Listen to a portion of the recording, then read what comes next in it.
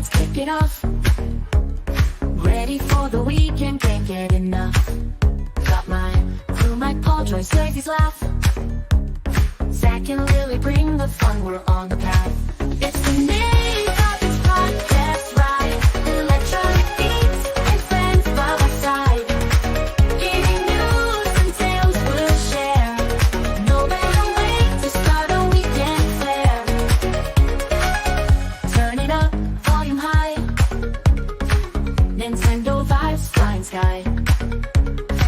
Press play, let's dive in deep. Catching all the secrets we keep. It's the Nintopics podcast ride. Electronic beats and friends by my side. Gaming news and tales we'll share. No better way to start a weekend flair.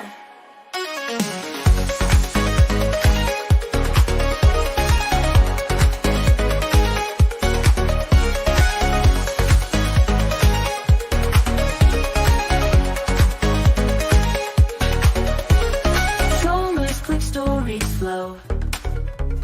Laughs and smiles as we go. Every Friday night so bright. Nintopics podcast feels so right. From Mario to Zelda quests. Talking all the games we love the best. Choices, insights, Zach's big grin. Lily's got the news, let's begin. It's the Nintopics podcast ride. Electronic beats and friends by my side. Gaming news and tales we'll share. No better way to start a weekend flair.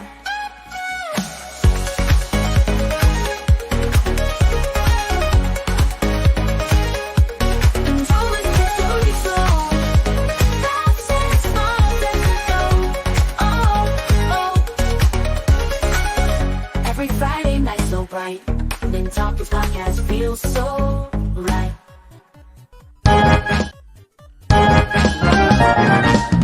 Nintopic podcast, all things Nintendo.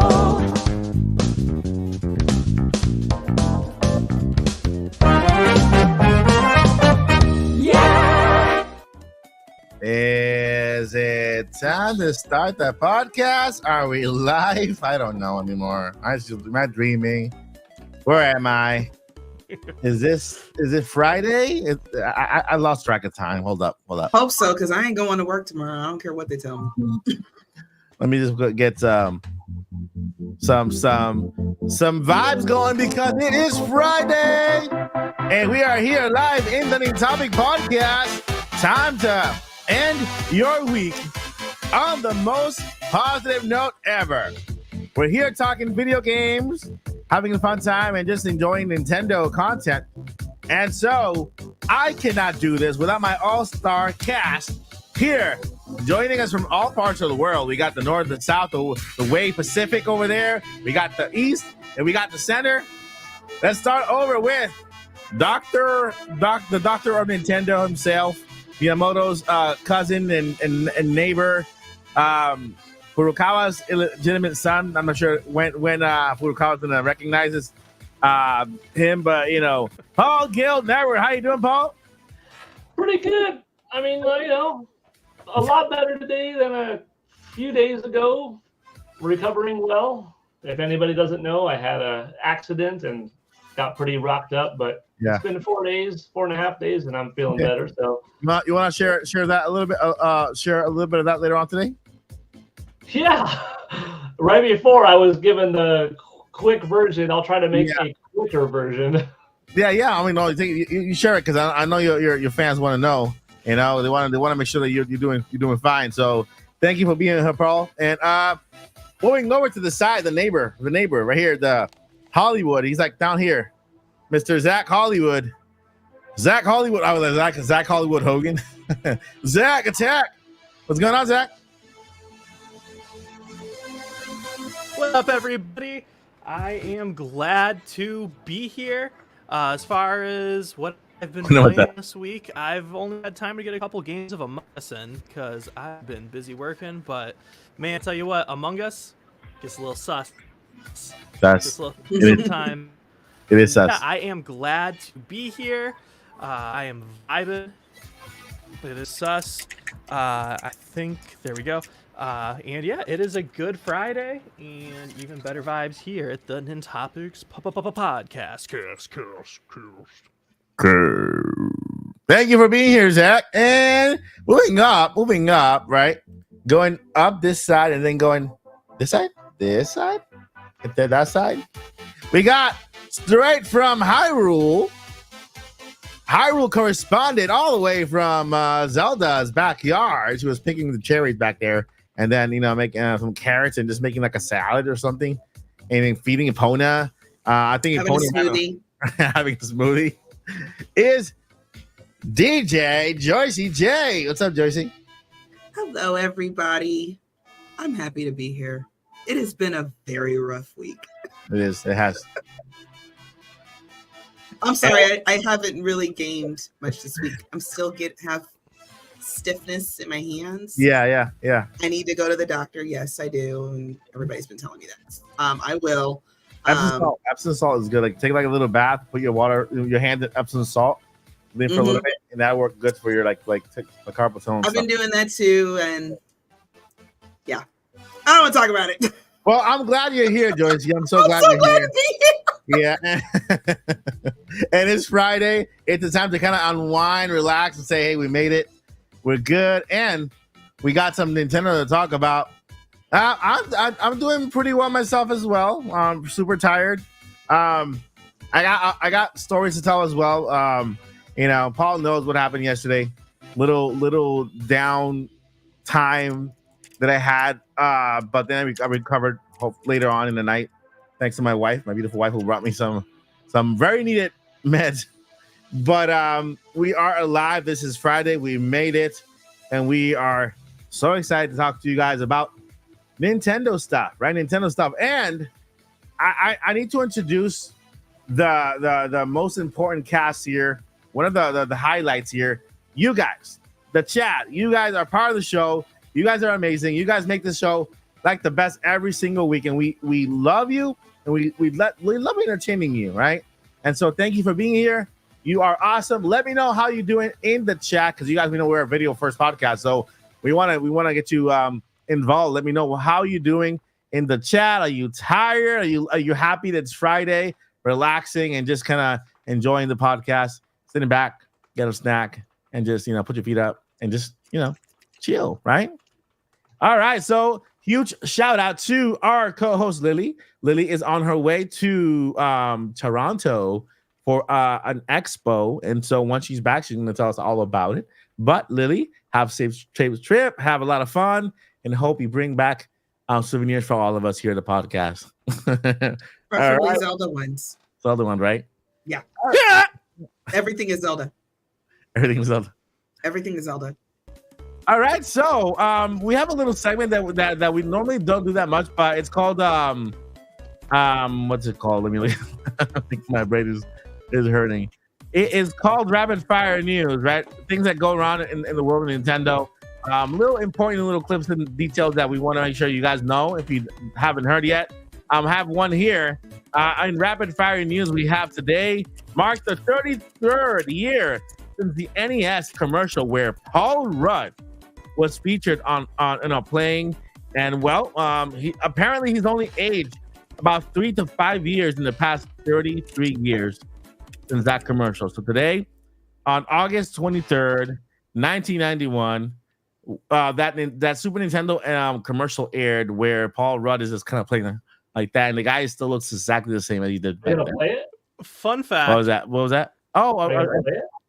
I should play it. Let's look at it. Fun fact, I did a dub of that commercial once when I was doing my voiceover classes. We had to do a commercial, and that was the first one I picked. Yeah. Now you're playing with power. Yeah. Super power. All right, Paul Rudd. It's trending. I mean, everywhere. Paul Rudd.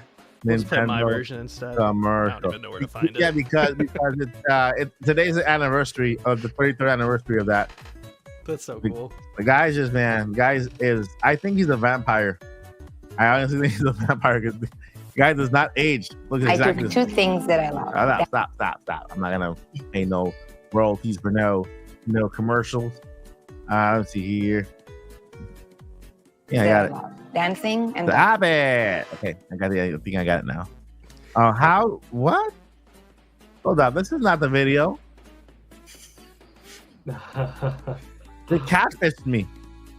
How dare you? Dare die. While Mike is finding that, I actually brought my own rapid fire topic that I saw right before the podcast, which is Xbox announced 2 days ago. I just found out today. They announced a second handicap accessible controller, because we know they have that big rectangular one with like all the plugs that you can. They have a one-hand joystick one now. And there's like all these like customizable joysticks. The trailer was cool. They had someone who didn't have the end of their arm. There was a joystick that was like a suction cup, and their arm was in the end of it, so they were able to. It was really cool. But yeah, so that is my mini rapid fire topic. That's what I love. One of the things I love about that's Xbox. pretty cool. I've seen the controllers. There's one that you hold here like a phone, and you can actually control it. I know Apple has the basically a keyboard that you wear on your thing, and you basically the wheelchair has like little pads instead. You can they all have to go like this, and then with their voice, and they can edit an entire video just like that. We have a person who actually edited an entire video from their wheelchair, and they can't speak, but they have all the features and controls to be able to do that. So that's awesome for Microsoft to be, entering the accessibility world, because we need it more every day. I mean, I'm gonna need it pretty soon, because hopefully we get more games for the blind people. Although there's a guy that's making a game for blind people. Well, can't wait to see that. That's pretty cool. Nice. I met a dev he's not going to be in the mania, but I spoke to him behind the scenes. His game is not done yet, but it's a game for blind people with sounds and everything. It's gonna be beautiful. I can't wait to take a look at it. Well, not take a look at it, take a hear at it. That's one of the things I love so much about. The first adaptive controller commercial is like probably one of my favorite commercials of any video game ever. Oh yeah. Yeah.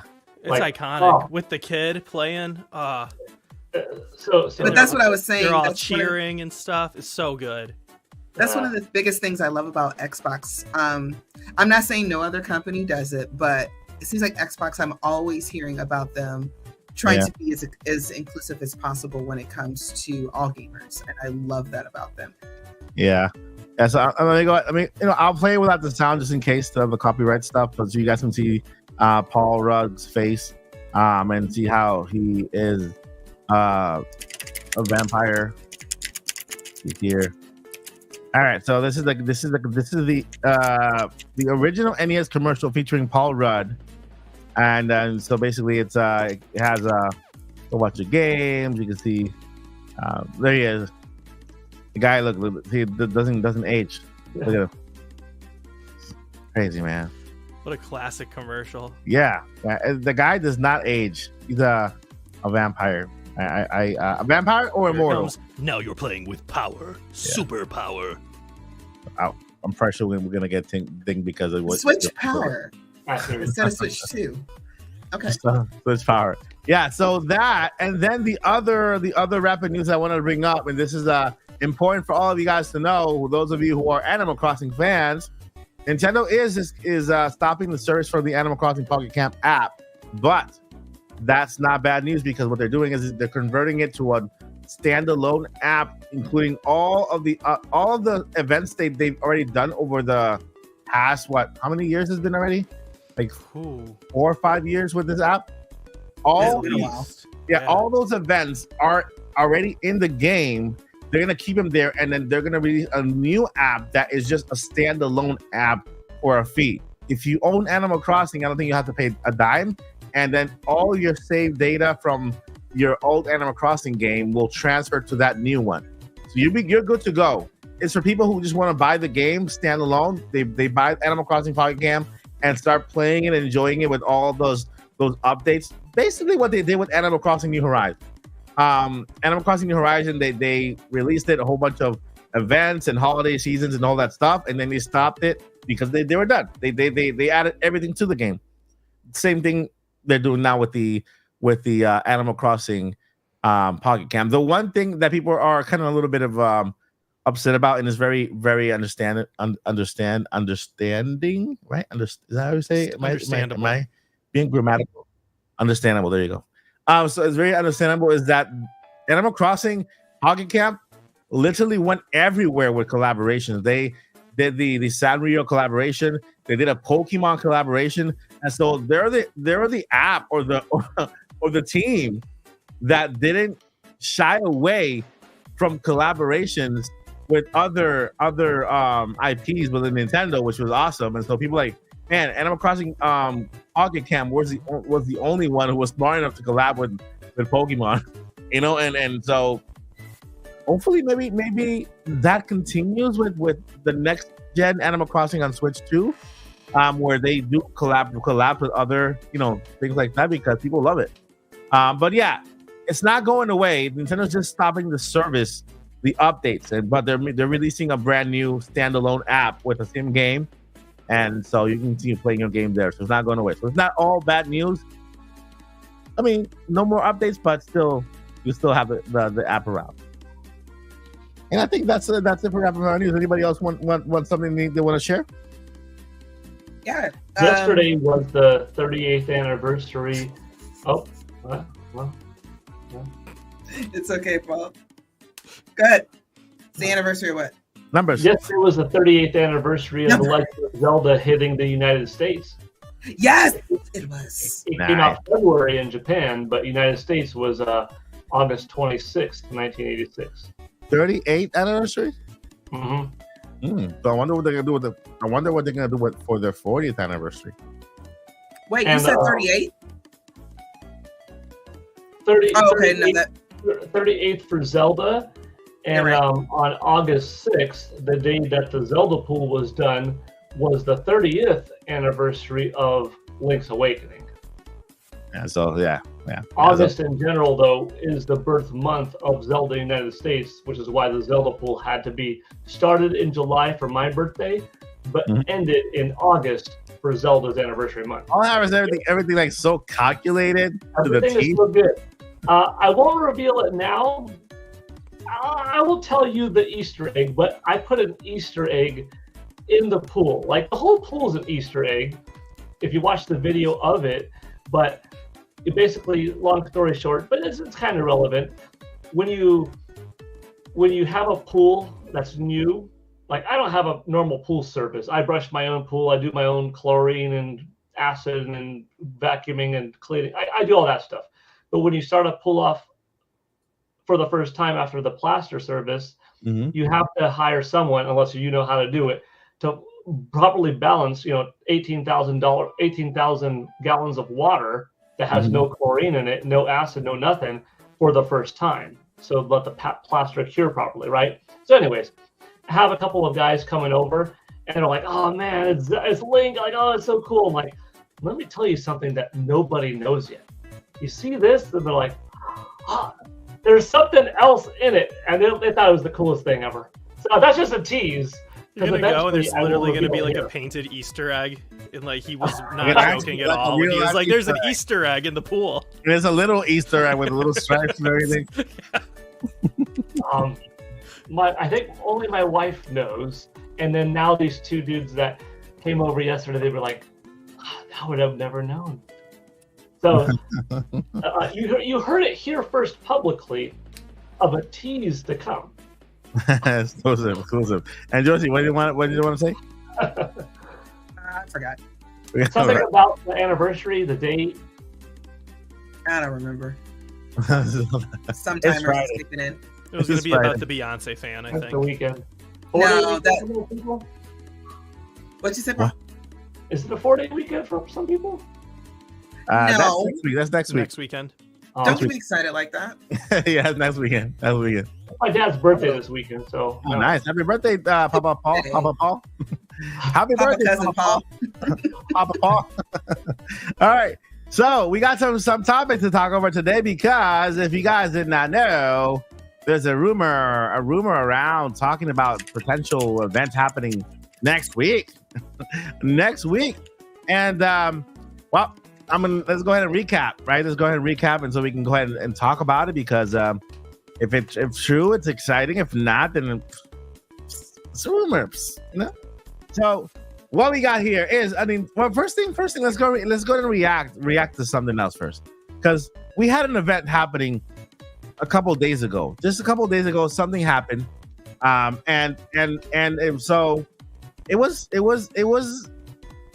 I don't know how to describe it, but I'll let the expert here, Joyce, C, Paul, and Zach, kind of give me their. I have to be an expert. I don't know how to be an expert. You are an expert. You're an expert. You're an expert commentator. Oh, So, do you want to hear about insurance? no, we're talking about the Nintendo Museum. Oh, So the yeah, insurance on that is high. it's pretty high. Yeah. So Yeah. the Nintendo Museum was revealed on what day was this? What days was it? This was when was it? Where's the date? Where is it? 4 days ago. What day? Wow, Monday. it's been that long. What? I think if you hit more, then it shows the actual date. Time flies, my friends. Time flies. Yep, August 19th. Fabulous. Wow, I thought it was yesterday. What was I doing all this time? You think you did a video on it either yesterday or the day before Jeez, yesterday? Louise. No, it All wasn't. No, you did your video Monday. I'm losing time now. I Oh, don't Lord. remember. I don't remember anymore. Look, this thing happened, and we're going to talk about it. Yeah. Mhm. Yeah, It's there a- we go. Let's go. It's Miyamoto. I didn't want to see Miyamoto's face again until he spoke about the movie, but he's here. He is. I love seeing Yeah. Miyamoto's face. I know. I'm like, I was hoping next time we see Miyamoto, he's talking about the Zelda movie. Like he knows. He got some secrets in that brain that we want to know. So He here knows when the Switch 2 is dropping. He knows He when knows the next everything, Zelda's man. coming. He knows everything. he knows everything. So we have the Zelda Museum here, right? And so I've The gotten a lot of, Nintendo Museum. what did I say? These are the Zelda Museum. Wow. Wait till you see their pool. They actually contracted me to put mosaics in their pool. Wait. Yes, I Paul. might be We're kidding. going from Why not? Better Call Paul to Pool Guy Paul. All right, so as you guys can see here, basically what this is recapping what we see in the museum. We got the entire history of Nintendo on the walls, right here. So you have the Super Nintendo on one side, we got Game Boy, we got the NES and the Famicom, we got the Switch on this one side. I know on the other side they have the Nintendo 64, and the other side they have the GameCube. So they have the entire kind of history of Nintendo here. Everybody noticed there was like a really big giant blank wall. Hey, that's what Switch 2 goes, you know. They have to add it eventually. But yeah, basically this is that area. And we move forward, and he talks about every single little part of it and the history. I noticed that they didn't mention a little bit of their past because they you know, Nintendo didn't start out as a family company. They started out doing other things. Like they had gambling cards, illegal gambling cards in some areas because it was illegal to use a certain type of card. They made them anyway. But this was like back like 100 years ago. And so I'm not sure if they include that in the museum. But they go over everything, the Famicom, NES, the games, Donkey Kong. They're very this is their first game that started out as a arcade, and then they moved to Featuring Jumpman. yeah, with Jumpman. Look at this. Look at this one. Look at Mario. He's blue with the white like overall and a white hat. Pretty weird, right? It says Arcade Classic Series. I've never seen that before. Do y'all ever think that Donkey Kong sits back and just looks at Mario like, you took my job? Yeah, because he was the first one. He was the first character with the actual that wasn't even Mario when Donkey Kong came out. He was Jumpman. He didn't have a name. And If you're so- a South Park fan, you should be cracking up at Yeah. that statement. I still think the movie is going to canonize Jumpman being Mario's dad. Or not Mario's dad, sorry. Sorry, Zach. Sorry. I shouldn't Oh have no, started. I said it wrong anyways. The Charles Martinet's character in the Yeah. movie, not Mario's dad, his other character. Yeah, the guy that's playing on the Jumpman. Yep. And so Giuseppe. the Yeah. fact that exists, I'm only going to dive into this theory for a second because we're talking about the museum, but I think this will have to do with the museum. The fact that exists shows that there was already a connection between worlds because somebody sealed off that pipe area. Mhm. So I think Yeah. Jumpman was Charles Martinet's character playing the game over by the game. I think that him and DK, Cranky Kong, got into it back in the day. And yeah, Jumpman's going to get a bigger role in the next movie, I think. And I think that'll be really cool. You think Jumpman will actually come out in the movie? Yeah, I think it's going to be the guy that Charles was playing. He's Jumpman? He's Jumpman? I think so. Because Cranky's the original Donkey Kong. Yeah, because in the movie, Jumpman is a fictional character, like within the video game. Yeah, but okay, here, I didn't say it well. So Jumpman's a fictional character in the game, but he's playing the Donkey Kong game, you know? Yeah, he's playing the Donkey Kong game. And so that's a whole separate world. Like, they shouldn't know about the Kongs to even have them in a video game. But there's the pipes that are sealed off. Somebody sealed them off. Whoever went there came out and made the Jumpman video game after they learned about the Kongs. I know who it was. I know who it was. It was in 1991. So I think it was John Leguizamo, Luigi. They after that movie was done, nobody wanted to know anything about the Magic Kingdom in movie wise, so they sealed it off and no, never again until they did it now. It's all come full circle. Yeah. So here we have a whole bunch of games, right? They see part of the history. I used to have this. I used to have that. That's a treadmill. I have one, but I don't use it. There's people dancing. That's a treadmill?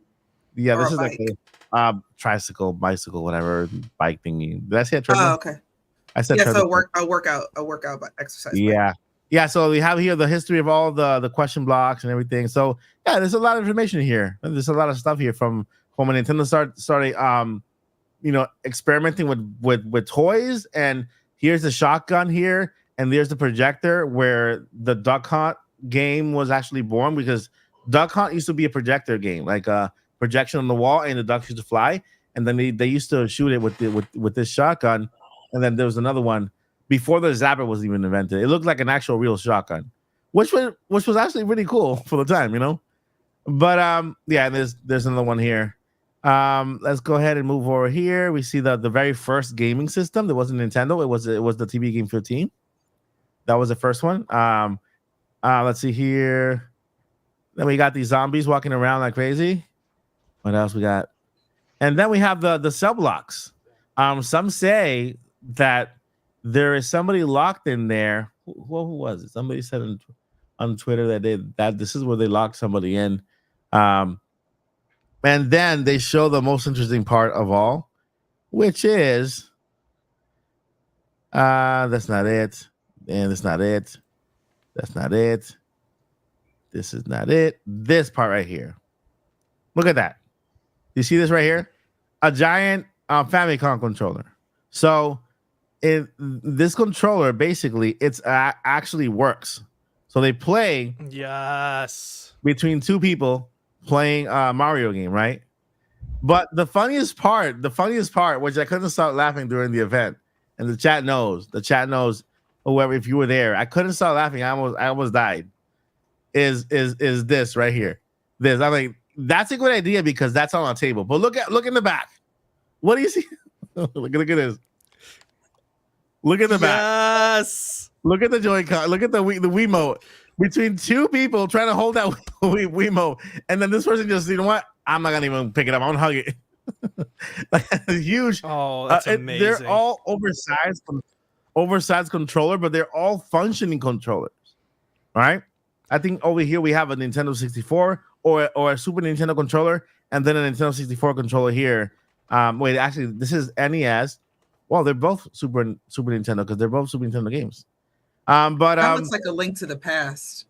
Yeah, but right here. Not that one, because I feel like I wish we could blow it up more, but yeah, that looks like a Link. There's a one of the palaces has a room like that, but yeah.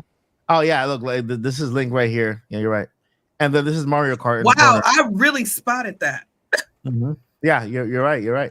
So these two are Super Nintendo controllers here. We have these two poor ladies lifting up that really heavy Wiimote, and then this one just hugging it, looking at the screen. I'm like, okay, Nintendo, that's very They're clever. posing for the camera. What's so crazy? Can you rewind a second to the big Famicom controller? Yeah, let me get that. Yeah, right there. Like, he could have never imagined, 52 years ago, right? It came out or 51. It came out in 83, the arcade game? 81? Yeah, 83 arcade, 85 NES. So, like, 51 years ago, or 51, my math just got destroyed. 41 years ago, like, dude's designing this game, like, little did he know that decades later he would be broadcast to the whole world playing it on a giant controller in a museum with the help of somebody else, because the controller's so, like, that's just crazy. Like, that you couldn't even imagine, like, where that was going to take you back then, and while they're actively working on a second movie, and that's just so cool. Like, he came up with Zelda because he wanted to explore like this cave, and he drew himself a map. Child logic, that's fine. That's crazy. And God, when I think about where these games started and where we are now, you can't help but feel a little bit emotional. This guy right here is basically, I don't know. To me, I credit him for Nintendo. Because without Mario, Zelda, what would Nintendo be without Mario and Zelda? I'm pretty sure other characters would have risen up, but would they have been as influential as Mario was, being, I think, the very first platformer game that existed in that kind of capacity? I think so. Yeah, I think there were others, but I think Mario was like the perfect. Yeah, I made a video because what a world without Mario. And I did a lot of research, and I did find out Mario was. I remember that video. Yeah. Well, I think the first Zelda, technically, people don't like it when I say this, but technically, it is the first open world game. Oh yeah, Zelda one, yeah, for sure. Somebody just said in the chat that the controller, that the console is going to be 10 times bigger than the controller. For real, right? Imagine that. But you know how Nintendo is. They believe in togetherness, so they're kind of forcing you to play games with your friends, because you need one friend to push the buttons and somebody else to push the directional pad. Yeah, and they also believe in having keeping you fit and moving a lot and stuff like that. Well, Miyamoto actually does that. He likes working out. I think he came up with, what was it? Wii Fit? Yeah, because he stopped smoking. He said he wanted everybody to be healthy, get in good shape or whatever. So he offered that. My dad even had Wii Fit. Wait, what's it called? It's Wii Fit. Yeah, Wii Fit. It's the one that had the basketball. Yeah. My body is ready moment. It's still in like every single like retirement home for the most part. Still, right? Yeah. When we get there one day, not now, when we get there, our retirement home community is going to be so lit. Think about it. For real. We have the best music. We have the best games. The world's going to be in shambles, but we're going to be having a good time. I do know Wii Fit has the most out-of-pocket soundbite out of any first-party Nintendo game.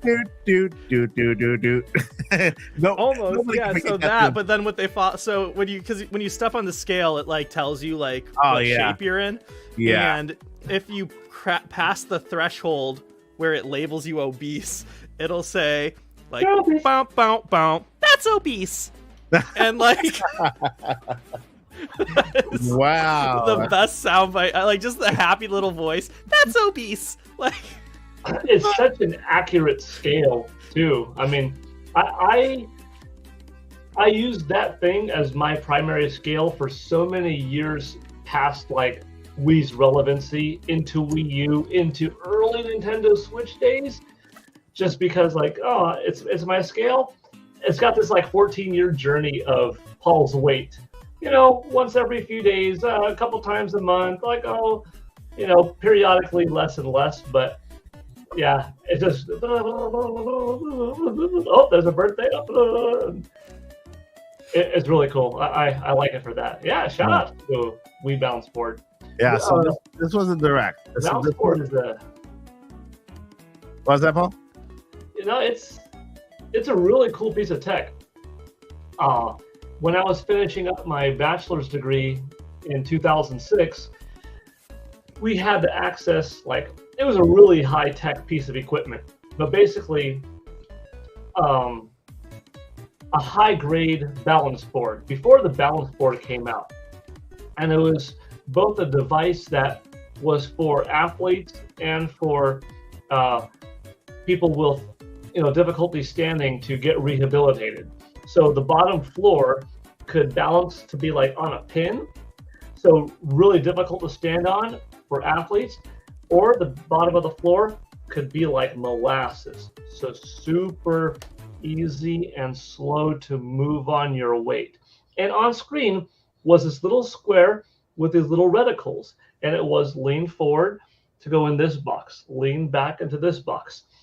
And basically, a year and a half later, when Wii Fit came out and the balance board, I'm like, when I first saw it, I thought, this is the gamer in me and the kinesiology in me seeing this is going to be a massive hit, because when we got privy to this technology in science and then seeing how it was being used in gaming, I'm like, dude, this is going to hit so many people so differently, because it's actually fun to do what that task is in this $90 scale that does so much more, and software, and we were dealing with like a $45,000 piece of tech in comparison. Now that did a lot more, but still, I'll always be a fan of a bounce board. That's awesome. Oh yeah. Let's go ahead and shout out Boo Mini, because I think I saw it, but I think it went away. Boo Mini gifted 1 membership. Thank you so much, Boo Mini. Boo Mini comes every single podcast. She always gives some memberships, and we appreciate it so much. Thank you so much for supporting the channel. You are awesome. You superstar. Excuse me, pause real quick. Just real quick. I just have to let somebody know. I do have my band hammer. And you know who you are. Okay, keep going, Mike. I'm sorry. My band hammer? Okay, my band bat. I don't have the hammer. Okay. So with that, we got some we got a rumor out there. So let me give you a little bit backstory of the rumor, right? Of where the rumor comes from. This guy is called PH Brazil. He is from Brazil. Name says it. And so he goes by Necro Felipe. This man was the very first leaker or insider who actually spoke about the Nintendo Switch 2 being delayed to 2025. We all got, no, that's not true. We all got upset and everything. But then the entire insider community backed them up. And so we're here in August 23rd, still no Switch 2. That's basically kind of, at this point, even if they announce it today, they're not going to release it until next year and next year anyway.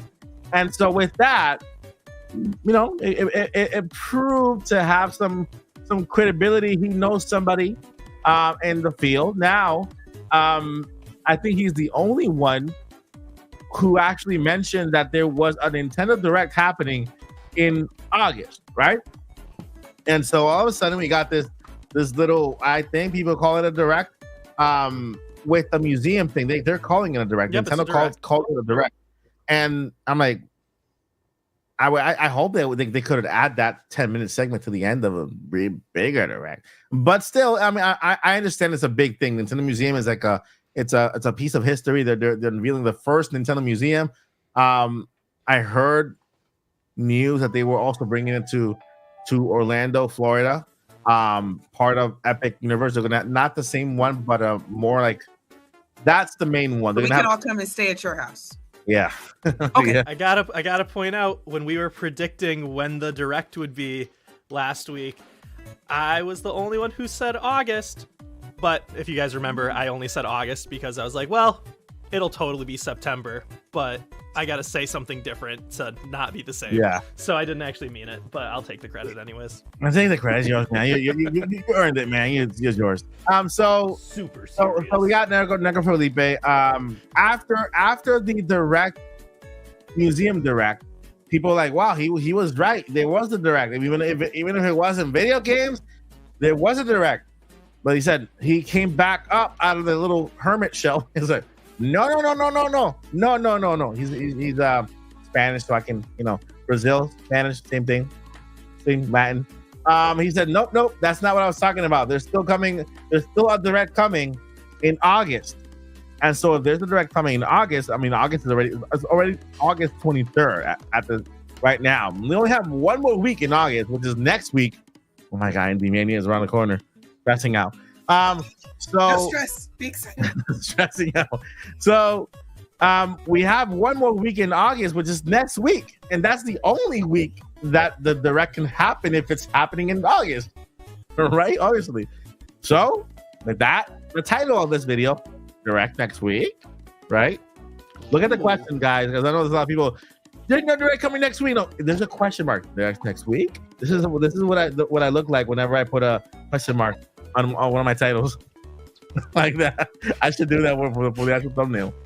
But because I mean, you look kind of adorable. So yeah. I be getting these comments for real. I'm like, why are you saying this? I'm like, don't you see the question mark at the end? Mike, grammar.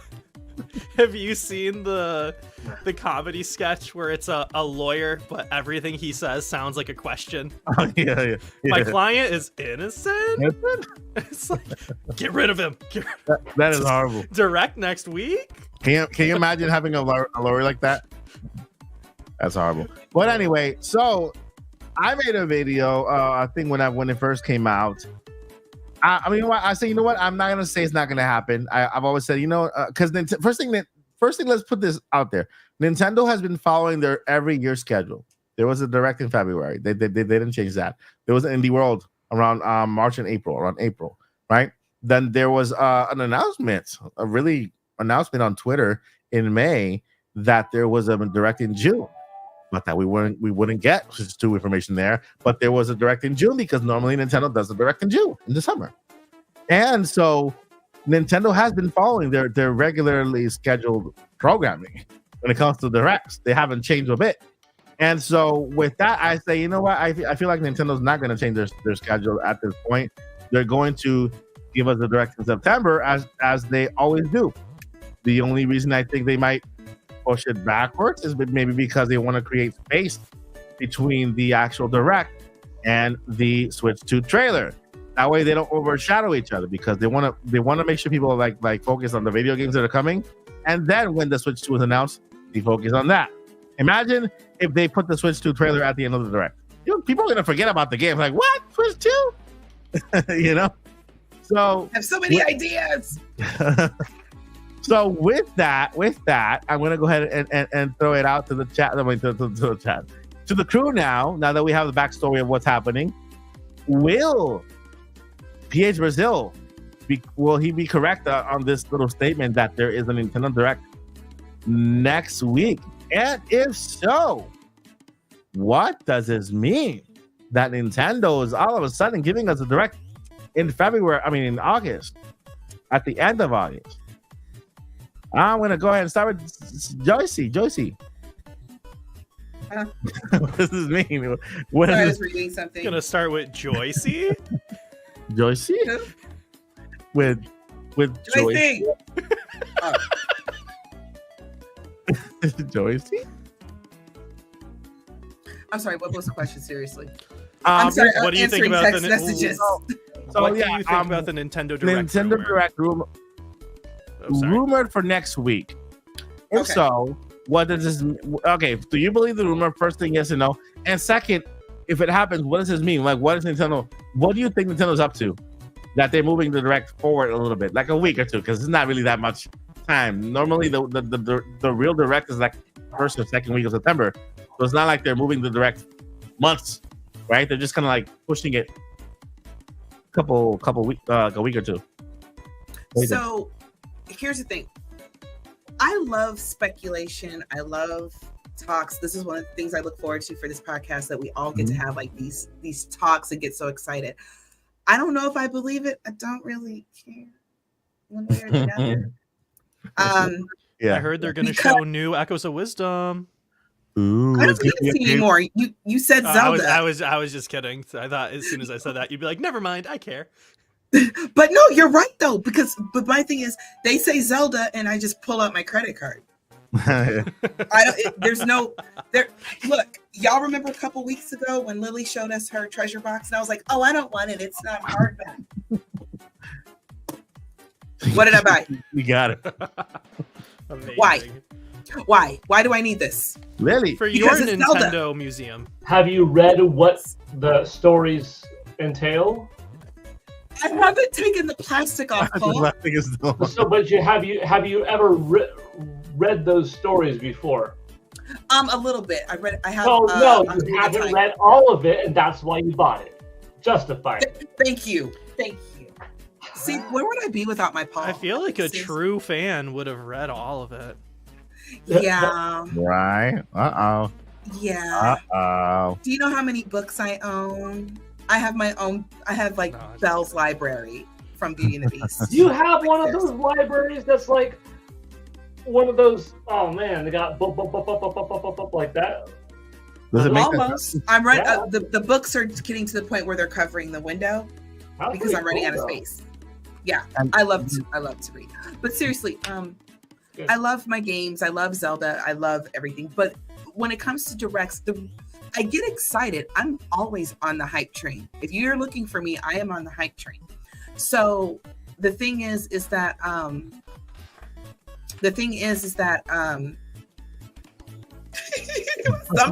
it's kicking it again. No, I'm always in the hype train because I know Nintendo's doing something. I know something's coming. It's okay if it doesn't come when I think it should or when it's rumored to. It's coming. So do I believe it's coming next week? There's a lot of really good evidence for it, but I'm so used to September. But it would make sense if things are tracking the way that we're hearing that they're tracking. It would make sense for them to say, "Oh, let's push up the next Nintendo Switch Direct, so we can possibly drop Switch 2 either October or November-ish." You know, and then that sets us up for early next year. But then my question becomes, well, what if they're not planning on dropping the Switch 2 early next year? You see what I mean? So these presentations, when they come up with the museum and all this other stuff, I love it. Because I've always said, I wish Nintendo would talk to us more. I wish Nintendo would do this and do that. Well, they talked to us. They told us what's going on. I mean, okay, so it's not a whole bunch of back-to-back games. We just had a direct with a whole bunch of back-to-back games. Yeah.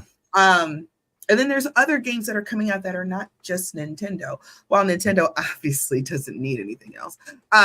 You know, there's plenty of still other games on other systems that are, you know, popping off as well. If you're a gamer, you picked the right timeline. I don't know about taxes and world news, but for games, you picked the right timeline. So I'm excited, period. And then Echoes of Wisdom. I have eaten so well as a Zelda fan, and then I have more. I'm perfectly happy. So if it comes next week, I'm excited. If it comes in 6 weeks, I'm excited. If it doesn't, we don't hear anything else until next year, I'm excited. So it's Joyce's in a good place. Yeah, and it's gonna be at PAX too. Echoes of Wisdom is gonna be at PAX for people to play. I'm actually don't want to watch anymore because you just say Zelda and that's it. Because here's the thing. When it comes to the big 3D games, especially during the Wild era, originally I watched like every little morsel.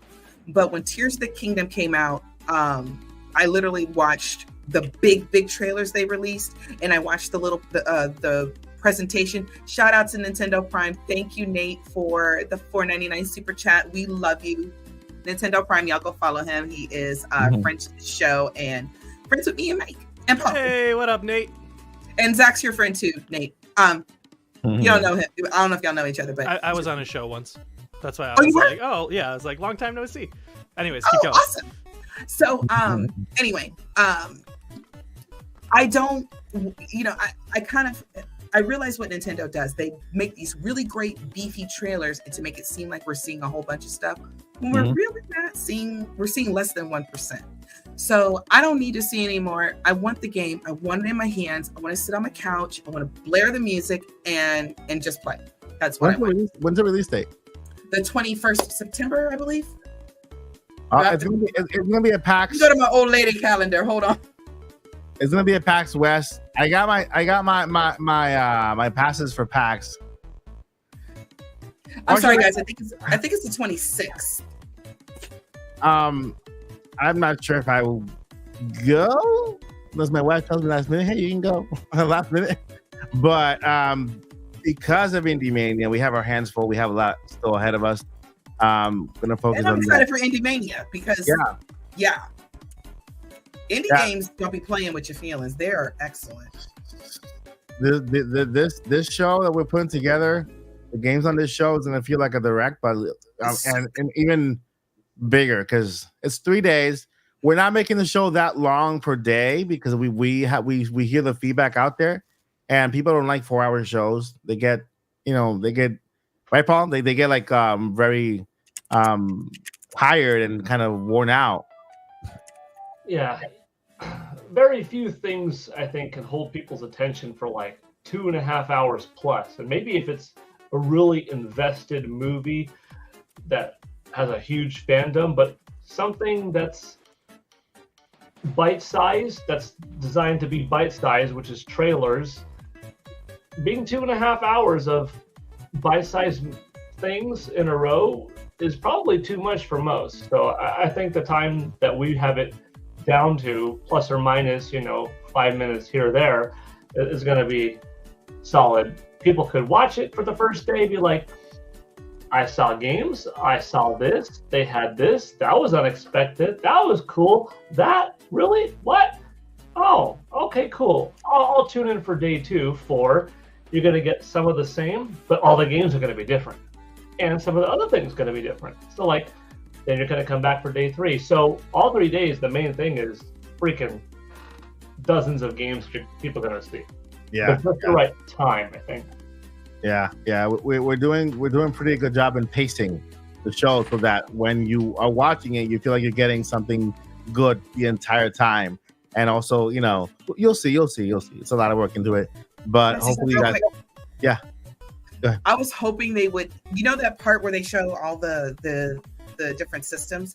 Mm-hmm. I was so hoping they would just make it super obvious, right? Where Miyamoto would just walk by the empty Switch 2 space, and it would just have a sign that said something like the Switch successor, and he would comment on it. It would just be hanging out in the background. He wouldn't say anything because, and I'm gonna say real quick. Before Tears of the Kingdom came out, I love to watch all the Zelda theorists and everything. And we all were picking up on this thing from Breath of the Wild, the Zonai parts and everything. Mm-hmm. The theorists were going nuts. And when Aonuma did the presentation, he picked up one of the items after he hit one of the little constructs or something, and it was a Zonai charge. Mm-hmm. And that's what it said when he picked it up. And it was very obvious that he wanted people to notice it. Because it was kind of like because you know how the items drop and Link kind of just looks down at it. And Miyamoto's and Anuma's not saying anything for like a split second, and then he's like, and Link collects it and he says, "Moving on," and he's like, "We saw Zelda." Yeah, right. Like I was hoping we'd have another moment like that with the music. I can tell you that if Reggie were still the president on Nintendo, they would have done something like the camera pans a little bit, and then Miyamoto takes the camera.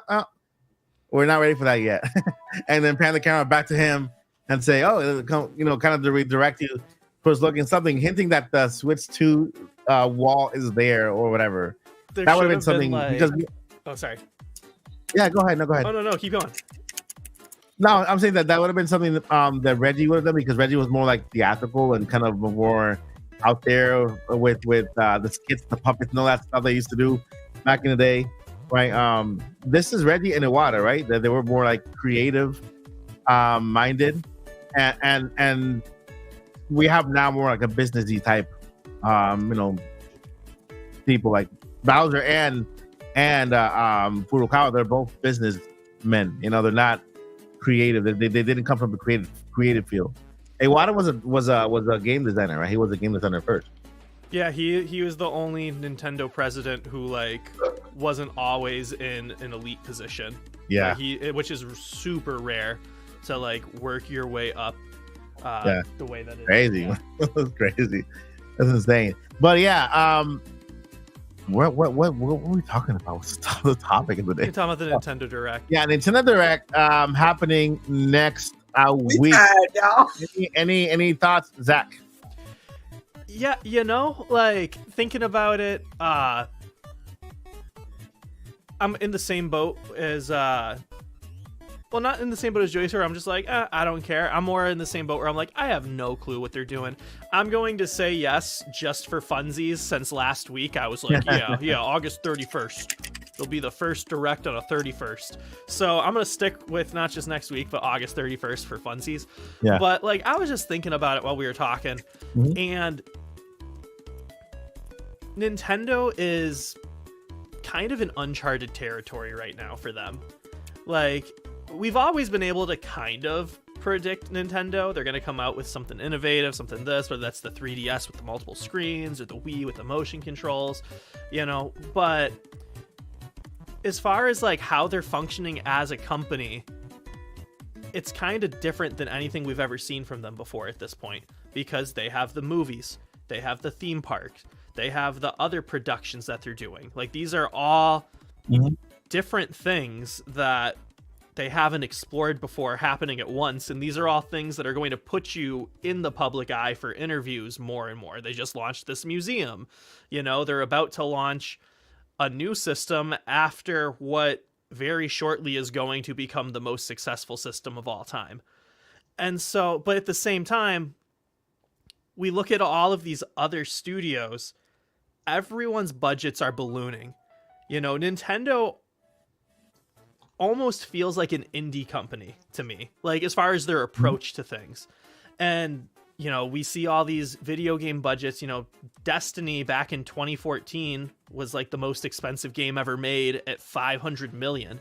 That was for the base game 10 years ago, you know, and that's like before they dumped more into DLC, into other DLCs and whatnot, and then Destiny 2 and these games, like, I have no clue how much money's been dumped into GTA 5 at this point, you know? But all that to say, Tears of the Kingdom is, even if it's not the hottest seller, I feel like we can all kind of agree that that is the biggest launch of the Nintendo Switch, if that makes sense. Like, that was like the most hyped thing because of how successful Breath of the Wild was. They haven't released the price, the budget, but industry experts are saying it's like probably between 100 and 150 million to produce their biggest game of an entire system. And then like you look at that a little more, and like if you're familiar with game development at all, game devs are like, how the heck did they make this game? Like, Tears of the Kingdom is probably the most technically impressive game ever made, even if it's not crisp visuals running at 120 frames a second. Just being able to traverse through these different regions and these, and like the ability to rewind and how crazy the physics is. I remember when it first launched, like literally every single game dev was just like, this is crazy. Like, this shouldn't work. The amount, like, this shouldn't work and it should be buggy. And like, people found bugs, but like, that's like millions and millions of people actively searching for bugs to exploit for speedrunning, you know? But so all that to say, like, 100 to 150 million for the most technically impressive game ever is such a small amount compared to what these things are costing now. And now Nintendo's got these movies that are bringing in billions. You know, they've got the theme parks, which are going to be bringing in tons of money. They have these partnerships, you know, that they just had this, this deal with Microsoft going on. And so, like, I could see there being a direct, like, every month for the rest of the year. You know, I don't expect it, but, like, we didn't expect a direct for the museum out of nowhere this month. You know, it was just like, oh yeah, like we knew that was a thing that was coming. And then they were just like, boom, Nintendo Direct for the museum. Like, I have no clue. We could get a Direct for the Zelda movie next month, unrelated to other games. We could get a Direct for the other project that they are working on that we don't know about, for another project that they just decided to announce out of nowhere next month. Like, it's a really cool time to be a Nintendo fan, because it's like, I feel like it's like early Disney, if that makes sense. Like when Disney World was first made, like the cultural relevance and impact that like Walt Disney and his studio had, and all these groundbreaking technologies. I feel like it's that with the indie developer mindset and like the world's biggest budget. So all that long-winded thing to say, they literally could do a Direct about anything. And like, I wouldn't be surprised if they were like, Nintendo DS Classic, boom. Like, you know, like we talked about that, what, like a month ago, 2 months ago? Like how they could like potentially drop something like that, or Nintendo GameCube Classic. That would be a Direct all on its own. And so like, you know, we're in August. We could get 2 more Directs before the month's over. Facts. Do I expect them? I literally More Directs. I don't, but I'm also like, I wouldn't be surprised if that makes sense. I won't be surprised if it doesn't happen. I won't be surprised if it does. And I think that's a cool place to be. I agree. Yeah. Something you said, Zach, like it feels like Nintendo is early Disney in some ways. I mean, here's a company that's been around since 1889, and as a video game entertainment company since the late 70s, as you know, a console manufacturer since 8 days after I was born, you know, which is a good way to remember it, with the Famicom specifically. But they're a small company. And you think, like, what do you mean a small company? They've got like 8,000 employees worldwide. You're like, well, 8,000 is a lot of people. Do you know how many Sony has? Like 120,000. Yeah. Whoa. Do you know how many Disney has? About 225,000. Whoa. Those are massive companies. Disney has around 225,000 people working for them worldwide. Sony about half of that. Now Sony is, you know, a media giant where it has, you know, music and computers and I don't know if they do phones anymore. Appliances, yeah. TVs, appliances, Columbia, TriStar Pictures, films, partnerships with things, and like blah, blah, blah, blah, blah. Nintendo makes video games. And then they have their partnerships with Vans and Puma and stuff like that. They license things out with, you know, Kraft cheese and stuff. But like Nintendo's a smaller company. It's a Japanese, you know, Kyoto-based company that has offices elsewhere. But I think that, you know, the Mario movie was this birth of something new coming. And like, not just that, but that simultaneously with the Super Nintendo world was we're a juggernaut. When people think of their favorite things, they think of like Mario and Pokemon, and Star Wars and X-Men and Batman and all those other companies. All those other IP, they belong to giant things. And here's Nintendo coming from this relatively little company, but that's up there with so many people's most favorite things.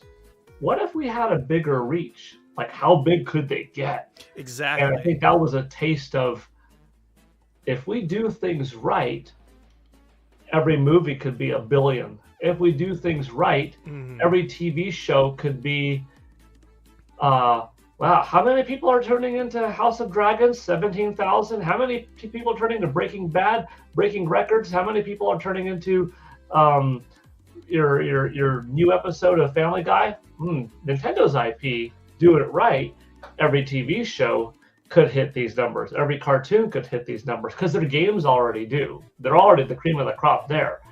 Do it in the movies, do it in theme parks. Maybe eventually they'll find the right way, and a lot of people will be happy to finally sell music, their own streaming platform. Maybe it won't be through iTunes. Maybe it won't be through Spotify. Maybe it'll be through, you know, the Nintendo Audio Club or something like that, and like reasonably priced. We already have an app. Put audio on it. But you've got And charge thousands of for it. different songs, and you could organize it in decade, in franchise, in console, in MIDI, in orchestra, and they could gamify it. Like the potential for what Nintendo's going to do to expand. I think Nintendo will always be Nintendo that we love, but I could see the company in 20 years being so much more than it was in the last 40 that I grew up a fan.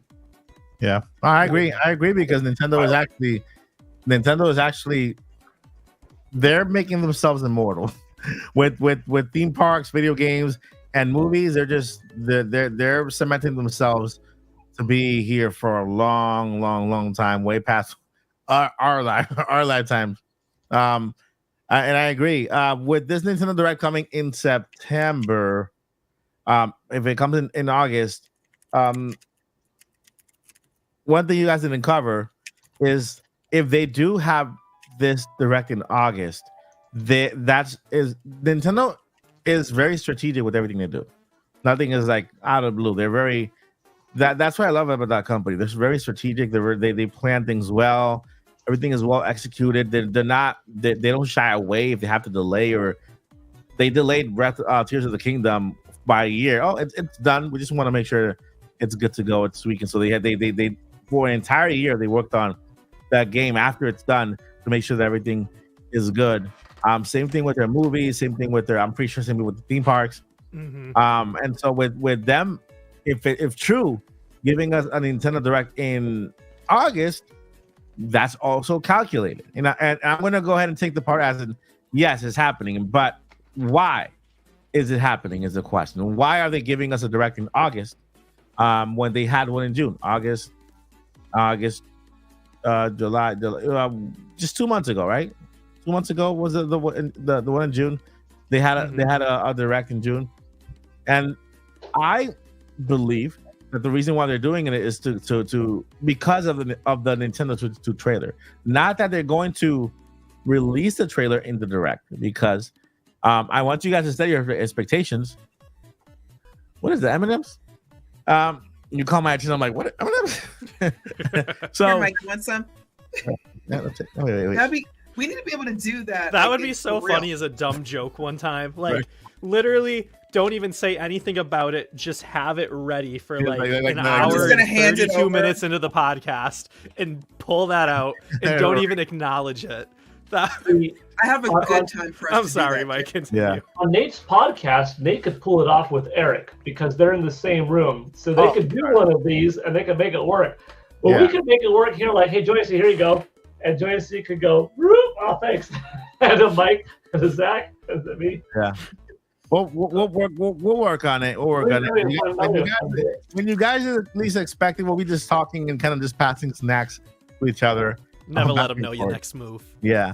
But so you guys set your expectation. Let's say they do have a Direct in August. It doesn't mean Switch 2 for the Direct. It means that they're working or they are planning ahead for that Switch 2 trailer and making sure that it's well spaced so that they let the news outlets, the media, focus on the Nintendo Switch games that are being announced and make sure that gets out there well.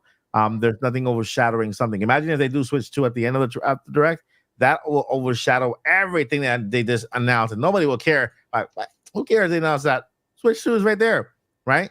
So what they want to do is give us a Direct, whether it happens in August or September. The next Direct that's happening is to fill in the rest, the beginning of next year, right? We only have January with Donkey Kong game. Then we need February, March, April, and May. I think up to May, Nintendo will focus on bringing games for that time.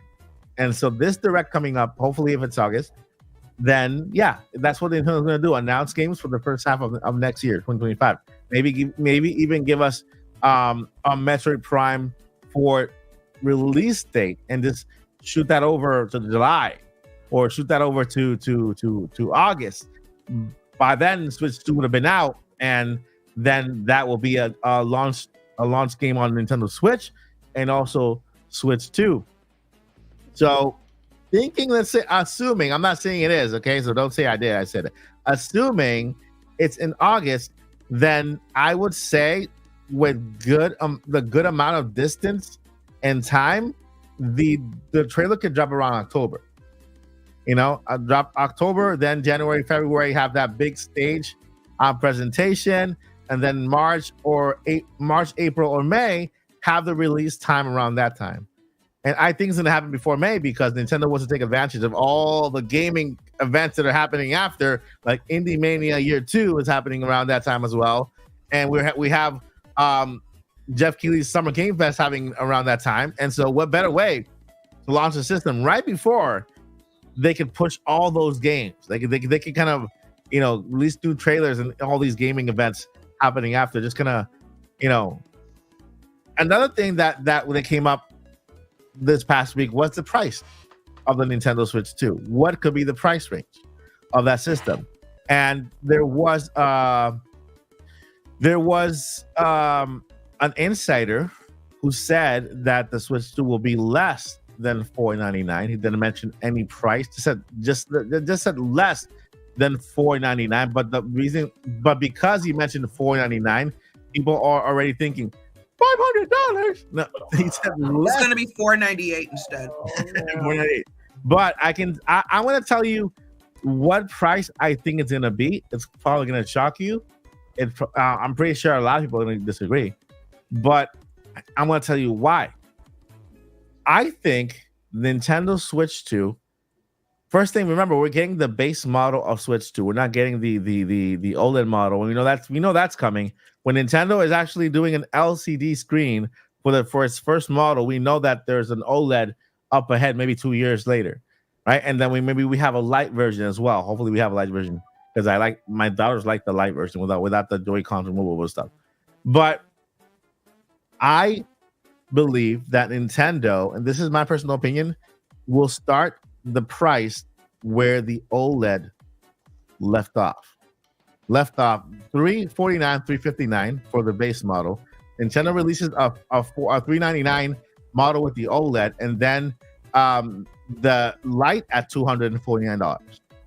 The reason why I say this is the same reason I keep saying it. Nintendo is a family company. They're not a next-gen hyper-realistic company. They focus on providing gaming to the general population. Nintendo knows that not everyone can afford a $500 system. You know what I mean?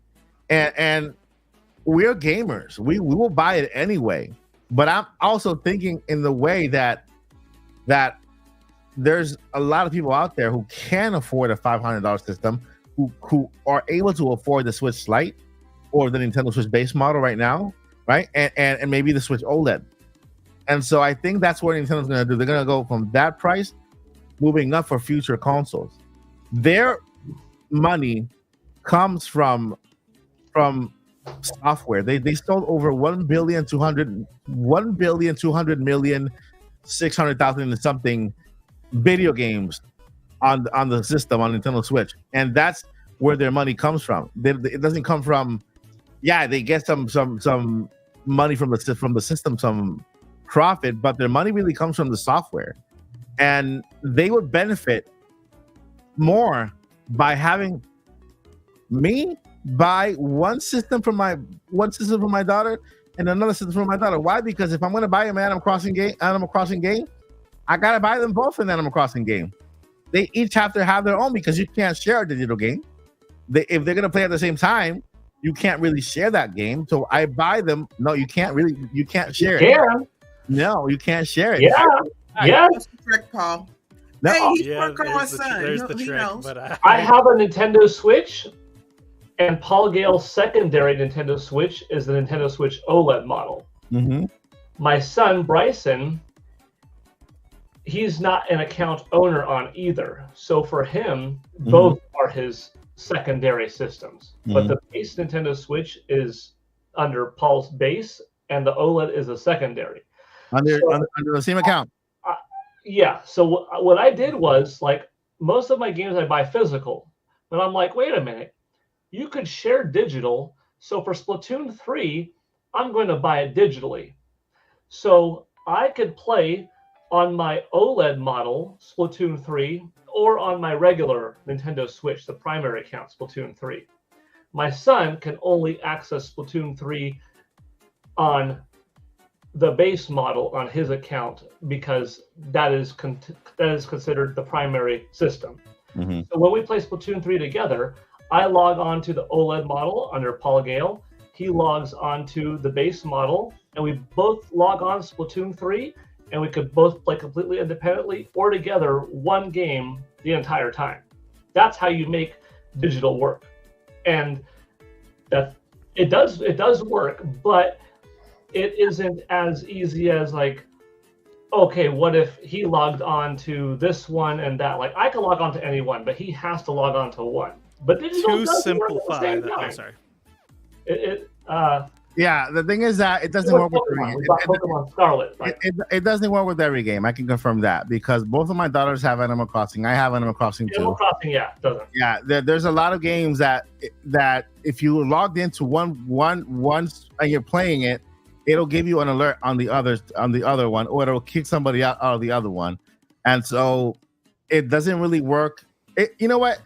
It doesn't really work because it's not a thing. There's a way you can find around it, and then you might get away with some. But in a general sense, for Nintendo doesn't provide that feature that you can play one digital game from one account on 2 or 3 separate systems. We all have to have our own version of the game, and so with that said, that's how Nintendo can actually benefit by selling more than one system per household because you have to buy more games per household. It doesn't work with it doesn't work with Mario Kart either. We tried that the other day. My daughter has she has my account under her Switch as a secondary account. I have my Switch here with my Mario Kart. We tried playing the same Mario Kart game, me against her. It gave them the message popped up. It popped up. So I'm not sure. On your secondary account. Yeah, on the secondary account, Mike Odyssey. And on the primary account, she signs up as hers. It won't let you. No, I signed up as a primary account. I'm playing, and if she signs up, it doesn't let her. Okay, try for the heck of it. Try this later because we've done it with Mario Kart and it works. Yeah, but you on your secondary account, you on your secondary Switch have to sign on because like your Mike Odyssey account is on all of your Switches, right? Yep. Well, as on my Switch as a main account, is on all the others as a secondary, so they can have access to the games I have. So I'm going to simplify it, Paul. Okay, I know what you're saying. As long as Mike signs in on a secondary Switch under his mic, and one of the girls signs, the account owner can play on any system, because they're the account owner. The main system is registered as the main system, so other accounts can play on the main system, is what you're saying. And if the daughter is on the main system, you use a non-mic account, the system that is your home system, and then on the other system, you use your mic account, and then it should work. Because I've done that with Mario Kart too. And that's how it works with 95% of the library. Because any game that works with the save data cloud system works, but certain games don't. Like, Animal Crossing. Yeah, like it doesn't work. So technically, you can't really say it's a feature because if there's a loop to go through, we're gamers. We will find a way. But for the everyday dad that really just cares about video games, he just wants to buy a system for their kids so that they can play. He has to go the route of buying a game for each, and that's how the real world goes. Not us gamers who can find loopholes and do things here and there and have all the time in the world to discover these things. There's a lot of people out there who can't figure that out. For the majority, Tracy, you're muted. Sorry, I was muted because I was munching. I was gonna say there's gamers like me who also don't want to do that. Y'all remember I opened my Tears of the Kingdom Switch just because I wanted to start Tears of the Kingdom over, but I don't want to get rid of my original save file. It's my personal achievement. I don't know. It's something. Yeah, so because and then like however many weeks later I told you guys I have started replaying it. Paul was like, why didn't you just create a second profile? And I was like, I don't know why I didn't do that. Because I don't know. Yeah, you could have 8 profiles on one system. So I don't be paying attention to That's stuff. why I you want to use plug it in and Terraform play. Ball. Exactly. The regular consumer doesn't know this, and to be honest, they care less about this. They look for the easiest way for them is oh yeah, you have a Switch. You guys both want the game? Here, one copy for you, one copy for you. Done. And that's the best way to confer and to kind of be sure that both of your kids can play your games and not run into any issue. And so, with that said, that is my whole argument why I believe Nintendo Switch will not be a $500 system and not even a $449 system like people are actually saying out there. I think Nintendo's still keeping it. The first thing we heard about the Switch was, oh, Nintendo's going with LCD screens because they want to make sure that they want to keep the price low. They want to keep the price low. They want to cut costs so that in turn they don't have to sell it for a lot of money. You know what I mean? And another proof to this pudding is that look at the Xbox Series S. This is a system that will be compared to with the Switch 2 when it comes out. The Series S, which is a lower model of the Xbox line, not the X, the S. How much is that system? And it plays next-gen games as well. It's $299. It's the system that will be competing directly with Nintendo Switch 2 when it comes out, because both of them will be on an even playing field when it comes to the games that they support. You know, they both support next-gen systems. Right now, any system that's compared to Switch, because I've seen a lot of comparisons. Oh, this one versus Switch.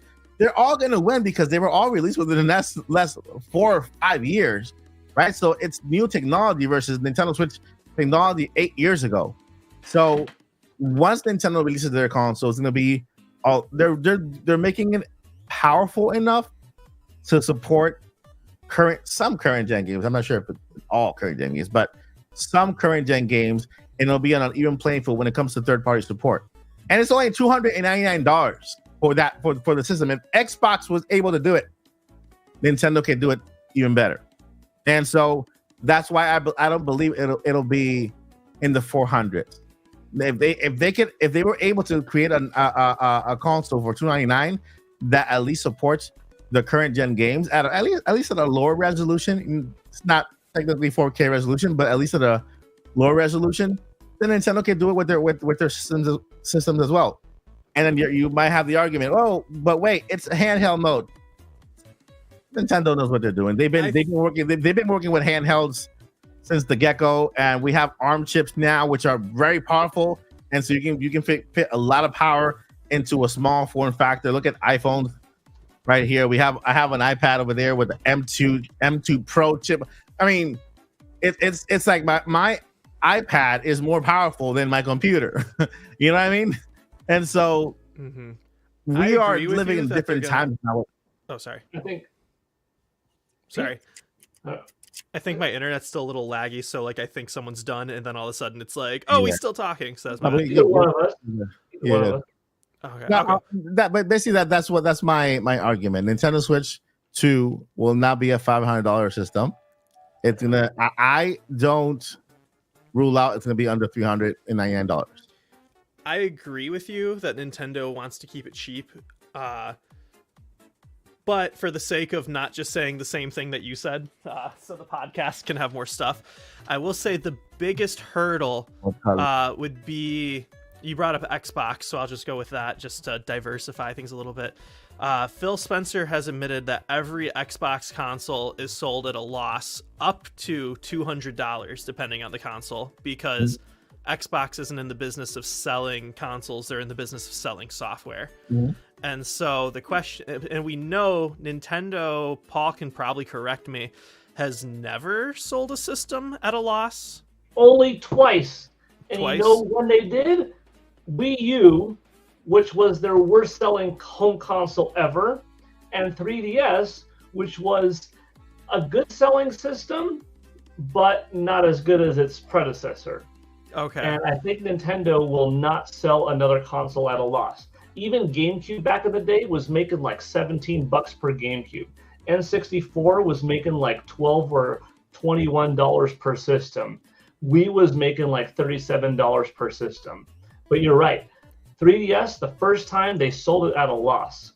And so Wii U, taking that into account then, just for a point of reference, he didn't say which ones sell for how much of a loss, but you can assume it's actually the cheaper models since you get diminishing returns on your upgrades, and those sell, the more expensive ones sell more. So if they are selling a Series S for $200, and let's just cut to the middle instead of do the full 200, let's say they need to sell it for $300 to break even. That means if they want to make a profit, really it should be at least $317. So all that to say, I think that's going to be Nintendo's biggest hurdle, and I think that kind of goes with what you're saying about the LCD screen, is they're like, we're not selling this at a loss, but like launching with this OLED model, that price is too high. So let's launch with this LCD screen to keep that price down so we can still sell it and make some money. But no, I was thinking about it, and I could see, not likely, no, I could see though them having 3 different Nintendo Switch 2s that they're selling, but there's really only 2. And so the top 2 are a bundle, so that's how they're able to get away with still making just 2 SKUs. And so you have the LCD Nintendo Switch, the base model, with no dock, because you can use your dock from the Switch One. We were talking about that. I think you were the one who brought it up last week, Mike. Yeah. Then you have the Nintendo Switch 2 LCD dock bundle. So this is the middle price range. It's literally the same model, but it comes with the dock, and they're selling it as a bundle, not as its own unique system and unique SKU. And then you have the second SKU, which is maybe the OLED, which is the one that's $499, but that comes with the dock that has like a GPU or something. I don't know. I would like that. Do I think it's going to happen? No. But technically you can do that, and then you can only have 2 SKUs, and you can start at, $300, $350, $415, $425, $499, and kind of try and dip into the family market while also dipping into like the hardcore gamer market a little more. Is it wishful thinking? Yeah. Do I pretty much not believe any of that? Absolutely. Also, yeah, but trying to get a little creative here. You're hilarious. LCD of yesterday is not necessarily the same today, I'm assuming. Yeah, it's a better quality, more advanced. Let me show you guys something here real quick. I think Paul's gonna like it. People, I'm sorry. How many patents have I covered in the past? Like, anybody give me a number? 3. I can tell you, -72. They're in the hundreds. They're in the hundreds, right? There is, and I think Zach can kind of explain perfectly what I always say about every patent. What do I always say about every patent? It tells a story of what they're thinking. They wouldn't have made a patent if they weren't thinking about it, but doesn't mean it's going to happen. It doesn't represent a finished product. And I released a video. I mean, I accidentally released last night. I was supposed to schedule for today, but I released last night of a new patent. And yes, it has to do with the Switch 2. Just because there's a model in the system that looks like the Switch doesn't mean it's the Nintendo Switch. They're not going to give you the entire picture of the Nintendo Switch on the patent and for everybody to see. If they're going to show you something, they're going to use a model, a dummy model. I'm going to say something. They're trying to patent like a certain idea or a certain mechanism, right? Yeah, and I have it right here. So they can't put the whole design out there. And they're never going to do that. They've never done that, right? And so I have it right here. First thing you can see here, this is the dummy model. Why do you think it's a dummy model? Because look, it doesn't even have the plus and minus. No plus, no minus. This is the dummy model of what the Switch 2, in essence, it's going to be one screen here, a Joy-Con on each side, and buttons, right? And there's like this little button here too, like right there. So we have 2 little round. Who knows, right? It could be a little camera, it could be a microphone, something there. We don't need a camera. But a microphone will be cool, for games that you have to like talk into or something. I don't know. Okay. Let's see here. So we go down here on the patent. You guys can see this, right? I'm not going crazy. I'm like, Yeah. all right. So we go here. We see again all the stuff, the inside, the innards. All this stuff is again they're using dummies to represent everything. But here we have the lock. Oh, by the way, let me just point something out, because a lot of the comments like, dude, why are you showing us a patent from 2017? What's that date? That says August 22nd of these 2024s, the year of our Lord Hylia. I'm joking about it. That was a good one.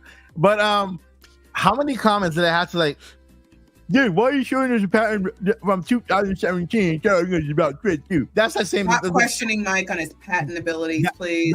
That's what I hear in my head when I hear this comment. Like, dude, why are you showing us a pattern from 2017? I don't know if that's how it sounds like, but that's what I hear. So next time you win a comment like that, that's what I'm hearing in my head, by the way. Okay. And let's look at the inside. First thing, this is the lock unlock system for the actual Joy-Con, right? The stuff here. Here we have. This is. I want to show this to Paul to see what he thinks about it. This is again another diagram, but to me the interesting part is that they're showing, because of the TV is showing this part here, and then they go ahead and for the very first time they show this. Okay. Exactly. I'm telling you for the very first time, because I've looked at hundreds of patents for Nintendo Switches. Hundreds. Okay. I've seen this before, but I've never seen them repeat the image in a bigger way like this one, kind of showing you there. Where we have. I don't know what I'm looking at. A physical power button on the dock. Yes. It's not too much to ask for.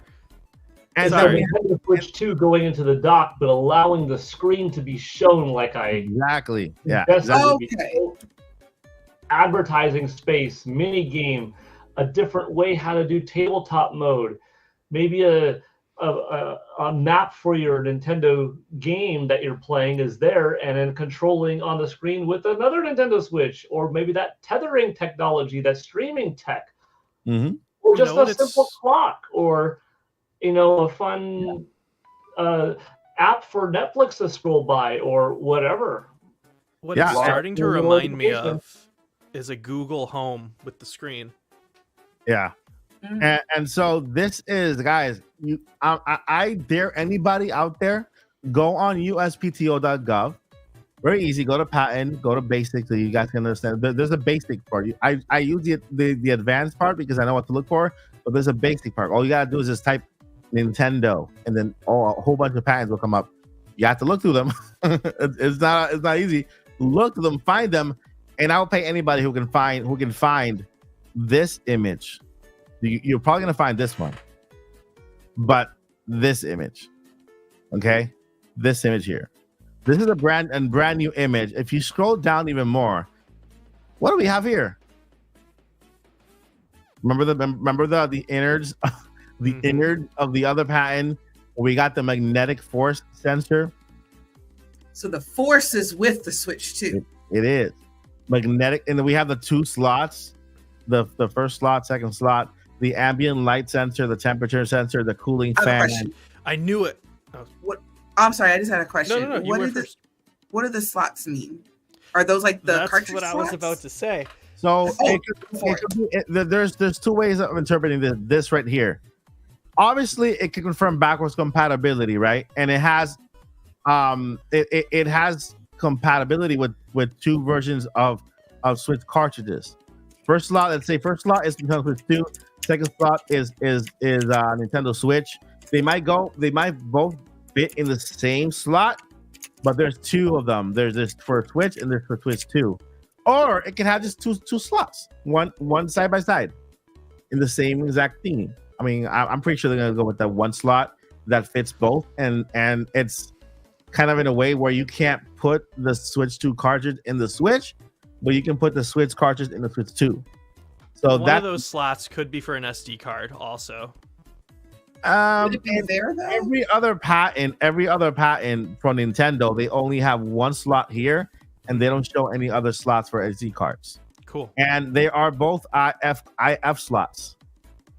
So the IF slot that they show on Nintendo Switch, they could both be for SD cards. You can have dual SD cards because maybe the games are so big you might want to have two SD cards. I mean, my camera, my Sony camera has two SD slots because of 4K footage. So you could be right on that one. This could be games.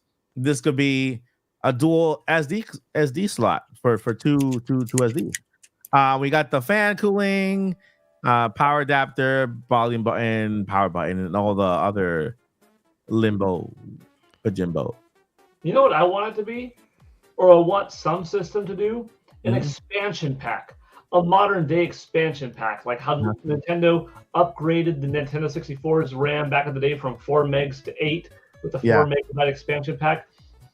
How much would it realistically take? What kind of CPU power and technical wizardry would you have to throw in there to make this impact where partway through a generation, you throw in a 1 gigabyte extra, 2 gigabyte extra, or no, terabyte probably, or no, gigabyte, a 2 gigabyte RAM stick that gets absorbed into the system and gives it that little bit of power. I can see that coming, not this next console generation, but so not PS6 or Xbox Mega X and S, since they keep the X and the S, but they always change the other thing for some reason. But no, because modular stuff is becoming, we're kind of hitting that point where like technology is getting more and more simplified. Like the more complicated it gets. And so I don't know if you've seen the framework laptops, but they're on their second generation and they're getting partnerships with Intel now and NVIDIA. And it's basically you can use every part of your laptop and like swap it out like super easily.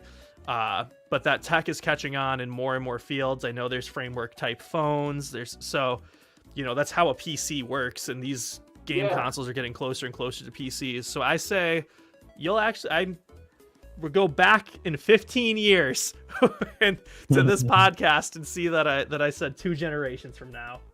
Somebody's like writing it down at Nintendo, like, okay, so they were like, well, we were going to use it for the next one, but we don't want to embarrass it. I don't doubt that Nintendo has some people in the field just seeing and just taking a pulse of how people think and what people are mentioning it.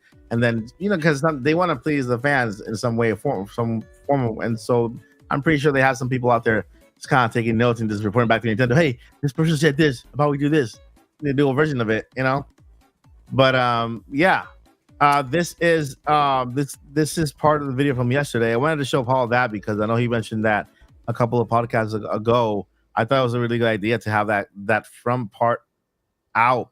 It serves as it serves as a dock, but also a stand because the screen is exposed, like a clock. So many functionalities. It'll look so much better next to your TV with that screen there. Just maybe having a Mario just running by with the clock or whatever, or ticking or something.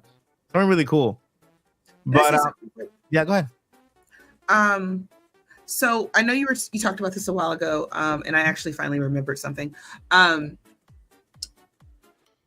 Does this show us or give us an idea of what we're looking at in terms of power? I'm asking for a reason. I'm talking about power to run more graphically intense games or games that just I don't know how any of that stuff works. Does any of this give us an indicator? No, they basically it just shows you the components. Like for example, we know the CPU is what computer power. I do know that. I do know that. So the CPU is here. We know it now. It has a fan, cooling fan. It has the temperature sensor, so it kind of maybe it's a more powerful system. So it actually has a monitor, make sure it doesn't overheat. I have you ever seen the Switch overheating? Has anybody ever had that experience? I haven't had that issue. I've never had it either. The OG Switches, the very first generation. The bent one. They slowly bend from the heat. And so I can't really tell on mine, but if I put it face down, like take the Joy-Cons off and put it face down on a flat surface, I can see under it it's pretty bent. Like the plastic cover. What was that? The plastic cover, like the shell. No, the whole system. Oh wow. Yeah, the whole system. If you put it face down and like you look at it eye level, instead of just being like, oh, I can't see through this because there's a table here and a switch here. Yeah. You're like, oh, That's I can see through this because it's bowed. maybe you got the new Switch Fold. You got it before anybody else. The reason I was asking- Fold. Yeah. The reason I was asking about it though is because I know what the rumored specs are supposed to be. Y'all know I don't care. Yeah. I don't care. But when we were talking about price earlier, I understand Nintendo's thought process. We want everybody in the house to have their own Switch. Mom, dad, kids, dog, fish, cat, pet monkey, whatever you got. Right? So, however, these are also the same.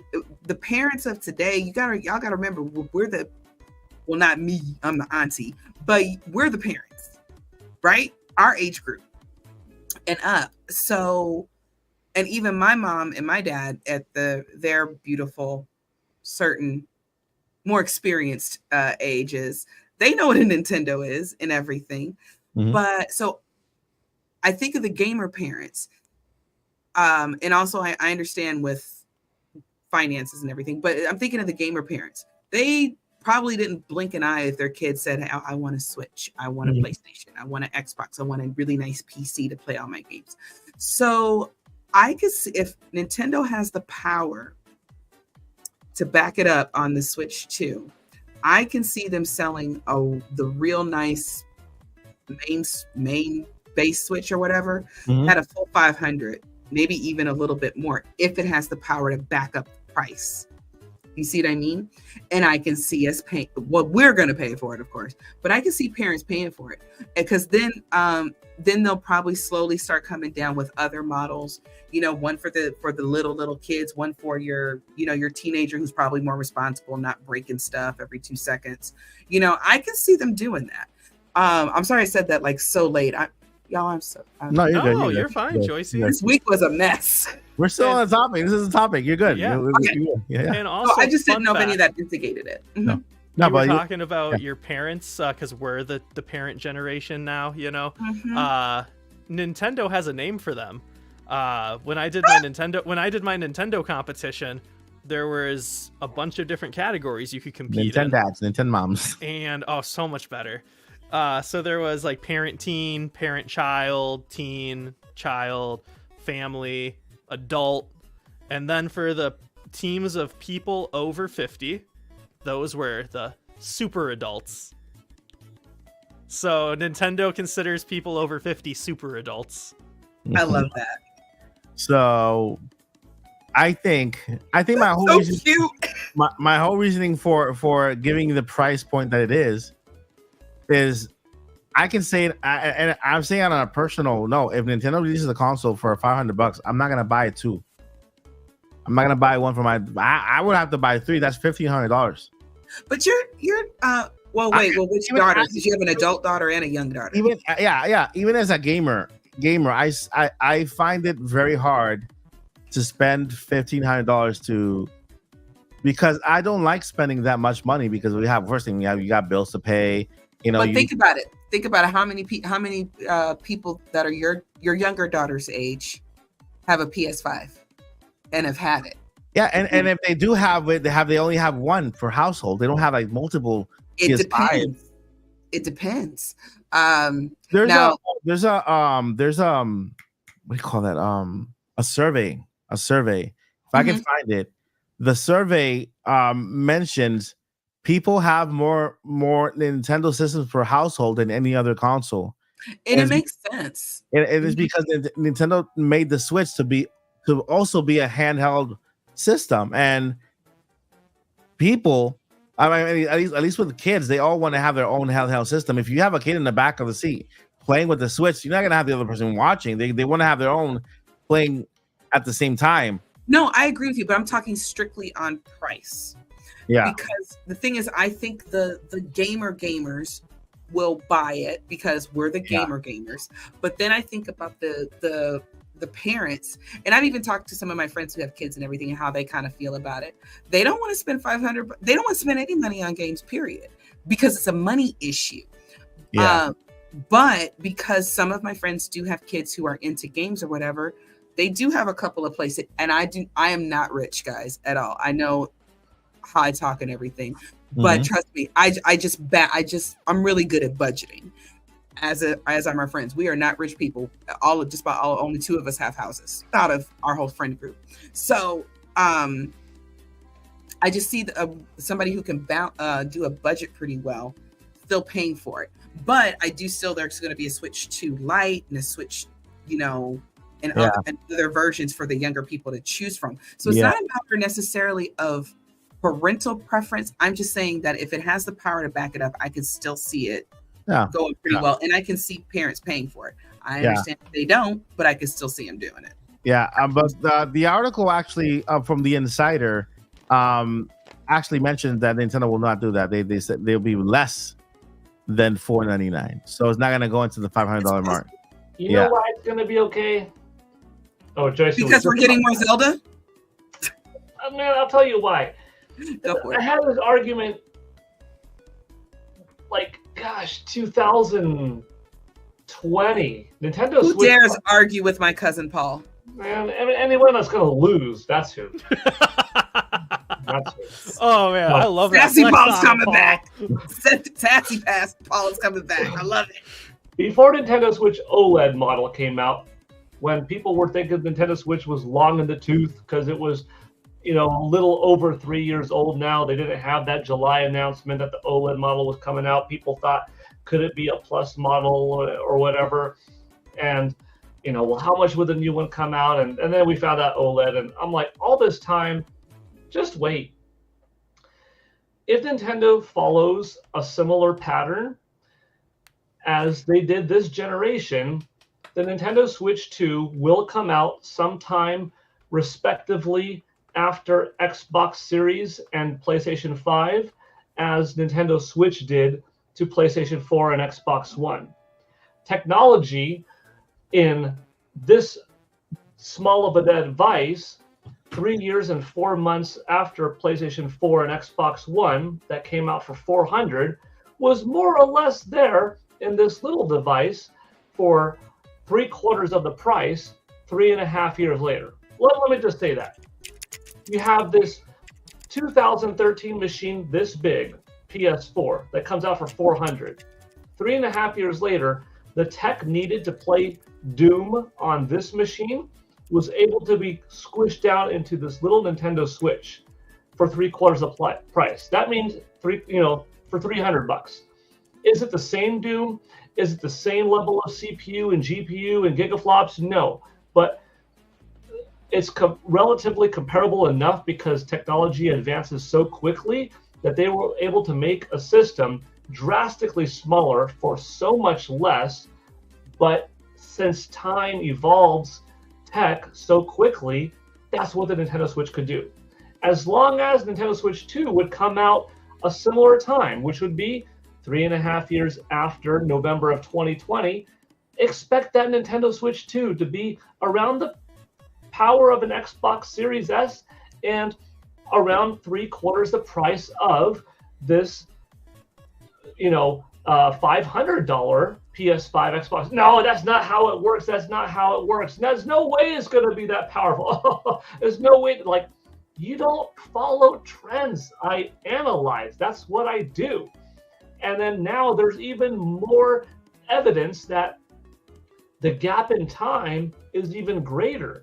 By the time Nintendo Switch 2 comes out, it will be like 4.5 years after PS5 and Xbox Series. You don't think that 4.5 years after, the amount of power that it took in this $500 device is going to be relatively comparable in a device this big, the same way how 3.5 years after PS4, this big device, they were able to put it into the Nintendo Switch, it's going to be just about the same. So if you had a $400 PS4, 3.5 years later, 3/4 of the price, a $300 Nintendo Switch, now you're going to have a $500 PS5 or a $300 Xbox Series S. 4.5 years later, that price equivalency is about $375. Yeah. And The technology, however, you could make the argument, inflation, things have gone up. $300 from 2017 is like $384 now. $350 OLED from 2021 is like $412 now. Nintendo Switch 2 is probably going to punch higher above its weight for a 2025 machine than Nintendo Switch did in 2017 as a 2017 machine. Probably. But you can make the argument, maybe it was supposed to be out this year, but they're waiting a little bit longer for more developers to be on board, for them to produce more units, for the parts to get cheaper so they don't have to sell it for as much, because by the time they come out and they hit that manufacturing line, things got reduced by $13 per unit, $16 per processor, and now they don't have to sell it for $450. Now they can hit that $400, you know? So everything lines up with time. You just have to use history to look. And power equivalency, time equivalency, sales equivalency, scaling equivalency, it's all there. You know, unless if somebody totally bucks the trend, then you get these outliers. But otherwise, I was making these claims in like April of 2020. Watch, the Nintendo Switch 2 is going to come out cheaper than $500, and it's going to be, you know, if you find the comments. No, you made exactly the point that I was trying to make earlier. Is that the reason why it's going to be a cheaper price is because first Nintendo knows the market and their audience, and therefore, yeah, they might wait for technology from that was a certain price back when PS5 came out to go down, like CPUs, GPUs, and right now, how many newer GPUs and CPUs have come out since the PS5 come out? A lot. I mean, PS5 Pro is coming out soon, and Xbox Series X Pro, whatever they decide to call it, is coming out now. So it makes perfect sense for Nintendo to just wait it out until those components are at a lower price so that they can stay within that price point, delivering a system that's still compatible with this generation. So I agree with you, Paul. That's a really good point. Very good. So fast. Do you remember when all the rage was the 3070, 80, 90 series? Yeah, I remember. It was on it, and it was like amazing. Oh my gosh, this 3090, and now they got the 4090. Yeah, like, and you can get. I'm literally stacking my PC right now. Like, you can get 16 gigabytes of GDDR6 RAM, 3060s for $200. So, you know, the 4090, like, even that's already come down in price a little bit, but like the 4090 is still like what, $900, $800, right? So, or 900, 800, no, it's more than that, right? It's like 1500 or something. Yeah, it came out for like 15 or 16 or something. Yeah. So let's just say 1200 for easier math. So I have 4 graphics card slots in my computer. I can buy 4 3060s and get they have 12 gigs of RAM in each of them. So I can have a total of 48 gigs, which maybe isn't as much, or maybe isn't as powerful per gig as the newer systems, because they can do more with, you know, all of the stuff built into them. But what's gonna outperform the other one? 48 gigs of GDR6 for $800, or 18 gigs of GDDR6 newer generation for $1,200. Like, that's insane. Like, obviously that's gonna outperform that. You gotta, you know, have room for it and power for it, and then other stuff gets more expensive. But, you know, being able to take the best of the previous gen, or even like the best of the earliest of the new gen at such a discounted price, and just kind of like crush it together, for lack of a better term, like yeah, you're gonna get the power. Yeah, so yeah, and this is what they're doing. They're taking last gen's components, or I can say, you know, it'll become last gen's components when PS5 Pro comes out and everything. You know, they're taking those components at a cheaper price and combining it with today's technology, AI upscaling. This is something that basically what they're doing is they are taking a smarter route to the future. they're not. They know, like, you know what? Nintendo they are the kings of profit. This is what they're doing, because if they're actually worried about, they're giving you an LCD screen. By the way, an LCD screen from now, not an LCD screen from 7 years ago, just so that they can, keep the cost low. They can save on that. Imagine what they're doing with everything else, with all the components within the system. They've waited enough time. Okay, so everything has come down. I think we can actually use this with today's technology, with the NVIDIA chip, the AI upscaling, the DLSS, all that combined to mimic what these people are doing with all their hardware put together. You know what I mean? And so I think we presented between all of us a pretty good argument of why the system is not going to be incredibly expensive like the PS5 or Xbox Series X. There's a way Nintendo is working that we could see a system that's pretty affordable yet powerful enough to be considered a current gen system. And that's you want to add something, Paul? Even when Nintendo 64 was in the power race, yeah, like Super Nintendo, N64, Nintendo GameCube era, their systems ended up being cheaper. Like GameCube found a way how to be more powerful than PlayStation 2, more powerful in some ways than the original Xbox, and how it did it was a proprietary disc. They didn't have to pay licensing fees for DVD. They had different type of components here in their readers, and the Nintendo GameCube was able to make a profit and be a $200 console, not $300 like the other ones.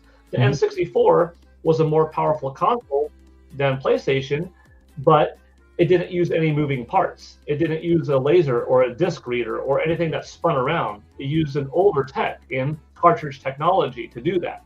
So even when Nintendo does go for power, which they haven't tried to like win the powerhouse generation in a while, they still find a way to try to make it cheaper. You could only argue, well, what about Wii U? That was the most powerful console out there. Yeah, for a year, and in some regards, in others, it actually wasn't quite, but overall, it did win out. But so much R&D went into the system and the screen and the screening tech and the gamepad, which had a lot of early tech too good for its time almost, that made it more expensive and sold at a loss. Anyways, more often than not, Nintendo is hardware focused on making it affordable, and not selling at a loss, trying to achieve two things at the same time. With inflation, and also like depending on the Japanese yen and how strong is the U.S. currency, and other foreign things like that could also impact. So via bundle, via software thing, via splitting it up between with dock, without dock, there's other ways that they could kind of make it work, but they want it to be in systems, people's homes. Nintendo would love if more people somehow bought a Nintendo Switch 2 than a Nintendo Switch. It could be that successful again, but hitting 100 million, I think that's almost a guarantee. Oh yeah, for sure. And especially now with third-party support, that I believe that Switch 2 will outsell Nintendo Switch eventually. I think it'll be a longer generation system. And I think that because of third-party support, remember, we're going to get all the first-party support we're going to get, right? All the games, all the multi-million copy sales. But now, with the addition of third-party support, having Call of Duty and that big audience wanting a handheld system that plays well and play that Call of Duty game there, I think Metroid is going to do pretty well with the system with this new game. And of course, let's say Elden Ring comes to, having all these games that have already been out on PS5 and Xbox coming to handheld, and people who haven't purchased it, all Nintendo fans who haven't purchased that, will be able to jump on those, plus the new third-party games that are coming to the system. So we're going to have an audience that likes those AAA third-party games and would like to take them with them on the go, on the bus, on the train, to work, whatever. And So I feel like we're gonna Switch 2, if done right, they don't go too crazy with the controllers. They keep it simple. Just fix what they need to fix with the Joy-Cons, right? These are pretty good controllers. Just fix the Joy-Con drift, right? Everything else, I don't find an issue with. Maybe do a little more ergonomic, but then again, why you have these little adapters you can use, but it has so much controller potential. that feels a little bit better in your hands. Yeah. So I didn't realize what I was kind of doing over the years, but yeah, I feel it. Give me the pad. Just give me the GameCube controller. Like, just make that. Just add the Z bumper to the left side too, and you have your perfect controller. Yeah. Give it to me, Nintendo. What was the Deadpool Xbox? Oh my god, that was awesome! I love that. I think It I had a little junk in the trunk. The little Deadpool Xbox controller was button. That's so funny. I hope I want. Well, hopefully they release it, right? Because I know it was part of like a giveaway or whatever, like a sweepstakes. Even if not in that same Pro color. controllers again. What'd you say, Paul? I want colored Pro controllers, like official Nintendo first party. I thought like the fantastic colors that Nintendo 64 had. Oh, the blue, the yellow, the red, the green, the gray, the black. Even if I didn't need it, I mean, I have a family of 4, so I guess I would be justified, but I want to buy a yellow, a red, a blue, a green Pro controller for Nintendo Switch 2. And make them clear. Because I love all this stuff is art for me, you know? It is. My whole living room is all Nintendo everywhere. It is. I mean, that's why I love Apple, because they're Steve Jobs was very artistic. Like thinking Tim Cook is just a great person. Anyway, so now I have my opinions of Tim as well. It is the time for Q&A. Right now, so far we have two questions. Can I say something? Yeah, you can go ahead. You can go ahead. I actually remember something, and I told y'all not to let me forget. Who says the next Direct has anything to do with games? What if Zelda movie. Legos. Oh. Legos. Hey. Okay. By the way, that's another thing. Lego Zelda movie. Oh, that would be awesome. I would love any Zelda movie or Lego Mario movie. Like we said, live action. We filmed it with a real camera. Listen, we didn't say real people. Gosh. It's Legos. Oh my God. That is hilarious. Like stop motion, which is live action. Oh my gosh. That'd be funny. What a Trump. What a... But listen, Paul, remember the little teaser they gave us with Lego and Mario Kart? Yeah. They released it. I was so disappointed. I'm like, what is that? They showed it off. So I guess it's not the game that we were joking. Like, oh, but what if it's Mario Kart the game? And it's gonna be a movie. It's weird, man. It's weird. There will be a Lego set to buy with it. It's gonna be a movie. You heard it here first. I'm hyped for the Zelda movie. I know we're gonna hear about it this year, and before the year ends. You're right, you're right, Jesse. We can get, because we got the Mario cast in a random direct. We can get the same thing. I'll take any kind of update. I don't care what it is. Hey, we wrote the script. End of presentation. Yes, I'm winning. That's how I would feel about it. But I'm just thinking like that could work. And Echoes of Wisdom is on its way out. So if we do have a Nintendo Direct before September, well, at least before Echoes of Wisdom comes out, it's going to get a little blip in the Direct. They're not going to do a big thing, but they're going to have a little blip, and then Miyamoto comes on screen and he's like, "Hi, I'm also Link's dad." Yeah. Finally, The Legend of Zelda is making us money. I'm kidding. But seriously, I think that would work, and that would really keep us talking for a while. I know everybody wants Switch 2, but I'm excited of what Switch 2, what it really signifies. And it signifies a new generation, more new games. And we've seen how great these games were for this generation. Mm-hmm. Next system, and then more movies. We already know for a fact we're getting a Zelda movie. We're getting the second Mario Brothers movie. I don't know what they're going to do with the story. I don't know if it's a sequel or what. I don't care. I'm going to go see it. What if we get another TV show announcement, movie announcement. That's what I get excited for when I hear about Switch 2. Yeah. Because I think about the things that are coming in the future. Yeah. I mean, I think you're right, because we're getting a Zelda game in that same month. So what better way to give us an update on the movie, right? Even if we're starting production in the movie, we'll have more information coming soon, or a future direct, related to the movie. They went and found the actor who plays Link somewhere in a farm in the middle of like Nebraska somewhere. I'm telling y'all. All right, you got a question by Bradley Taylor. Shout out to Bradley Taylor for your question. Guys, if you have any questions, this is the time this is your time. We got the next 5 minutes to answer questions. So make sure if you have any questions about anything we spoke on the podcast or anything at all regarding gaming, then go ahead and bring down your question. In a minute, I want Paul to go ahead and let you guys know what happened. He hasn't explained what happened to him a couple days ago. Thank God Paul's here with us. Here is doing good, recovering. Well, he'll worry me. It's a gray hair. Yeah, well, he'll tell us. So, when next week do you think we'll get a direct? I say Tuesday, August 27th, because Earthbound's 30th anniversary, which I think we'll get another third announced at the direct. Then I think they mean Mother 3 announced. I'm pretty sure that's what he meant, because everybody's been begging for Mother 3 for like how many decades now. Mm-hmm. Yeah, it's gonna be. I don't want to say everybody, but a lot of people. I think it'll do well.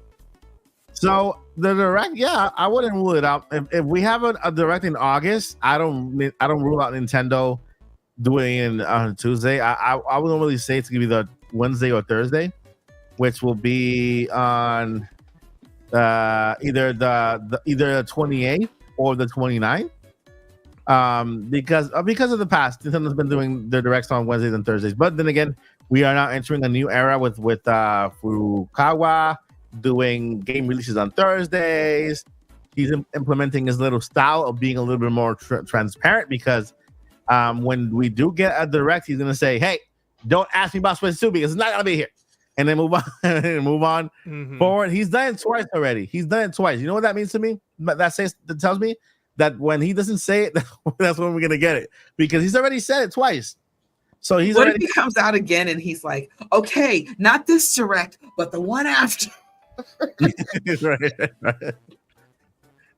But yeah, I mean, he's already said it twice. So that tells me that when they do announce it, they might announce the presentation beforehand, and maybe that's something new that they're kind of picking up, of being a little more transparent with their future announcement. Well, here's the other thing. I agree with that, but the other thing is, traditionally speaking, Nintendo's kind of like doesn't always necessarily care per se about anniversaries all the time. They do, but they don't. Yeah. Like they think it's something fun to talk about if they feel the need to. If they have merch. Or if they have merch. Amiibo for Zelda is coming up in the direct.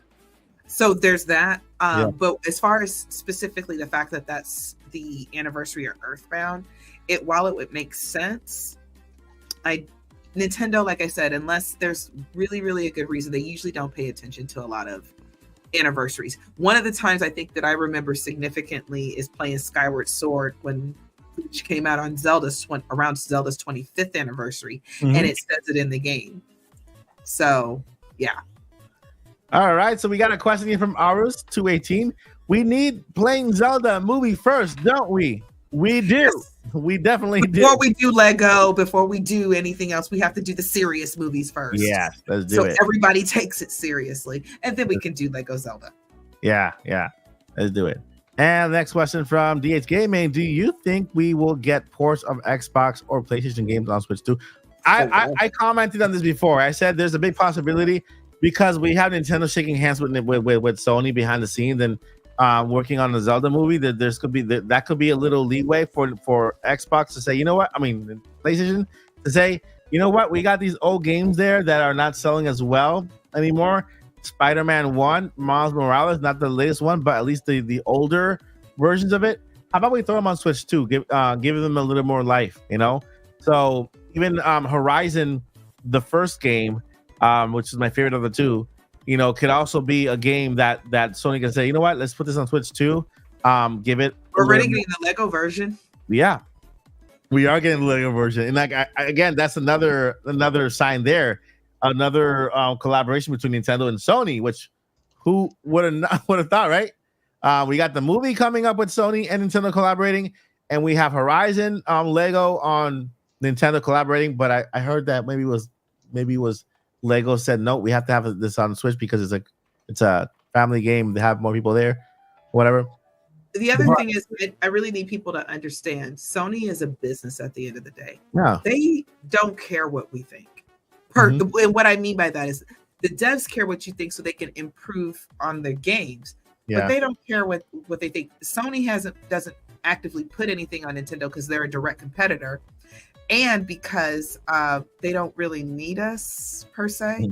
So like Mike was saying, Mike's over this way. Yeah, like Mike was saying, it would make more sense to put a lot of their earlier games on Switch now or Switch 2 now.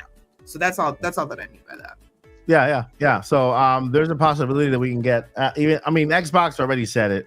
Bill already said it. He's open to putting all of their games on other consoles. That includes Switch 2. We're getting Call of Duty on Nintendo Switch 2. I'm pretty sure that's going to be a launch game, a launch title with it. But yeah, I could see that happening. Right, you got here that one we already showed. I think there's another one, right? You guys help me look and see if there's another question. The chat. Is that? I think that's it. That's it. We're good. I didn't see any anymore, and then I know I was talking to some people in the chat, but nobody actually had a question.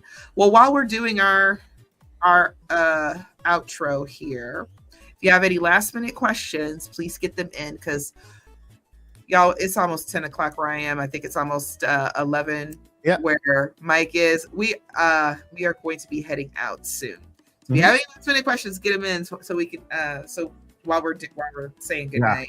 So Paul's going to give us a brief version of what he went through the past couple of days. After Paul, I'm going to give you guys a little update as well. And then we can go ahead and then close the podcast with that. So Paul, you want to go ahead and share? Yeah, not exactly like great news or fun news, but the fact that I'm better is the good news. But yeah, that's good news. Yeah, very good news. Early Monday morning, like 1:30, I went to the restroom. Oh,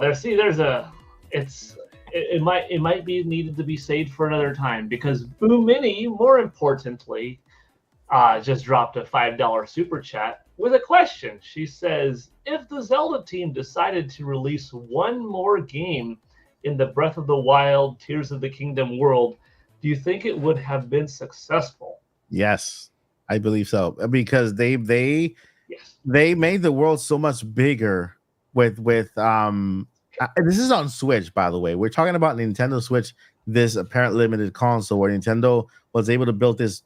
First thing, Breath of the Wild was big already. And so they added this guy. They surprised us with the underground. Imagine how much bigger they can go with another Zelda game on Switch 2. On Switch 2 within the same kind of, it doesn't have to be right away. It could be maybe like the next generation, like the grandkids of this Legend of Zelda, but it's still in the same Hyrule. Maybe expand further off. I don't think we're going to be in Hyrule next time. Yeah. That'll be cool though if we get somewhere else. That'd be awesome, right? Because we've been other places. To also, Boobity, if they had done a full-fledged trilogy where we see what Zelda was doing while she was in the before times in the long ago. The before times. The before times in the long ago. That would have been a smash hit. Yeah, it would have. I believe it. Yeah. So Sorry, thank you so much, Boomini, for that. Thank you, Boo. Chat. You are awesome. Back to Paul. Boo you. Back to Paul. I have to leave with a couple of minutes before 8, so this will also be my buy in advance. Not to cut out right now, but yeah. Hopefully, long story, relatively short. 1:30, woke up Monday morning, felt like vomit in the back of my throat. Went to the restroom, didn't throw up. you know, Hmm.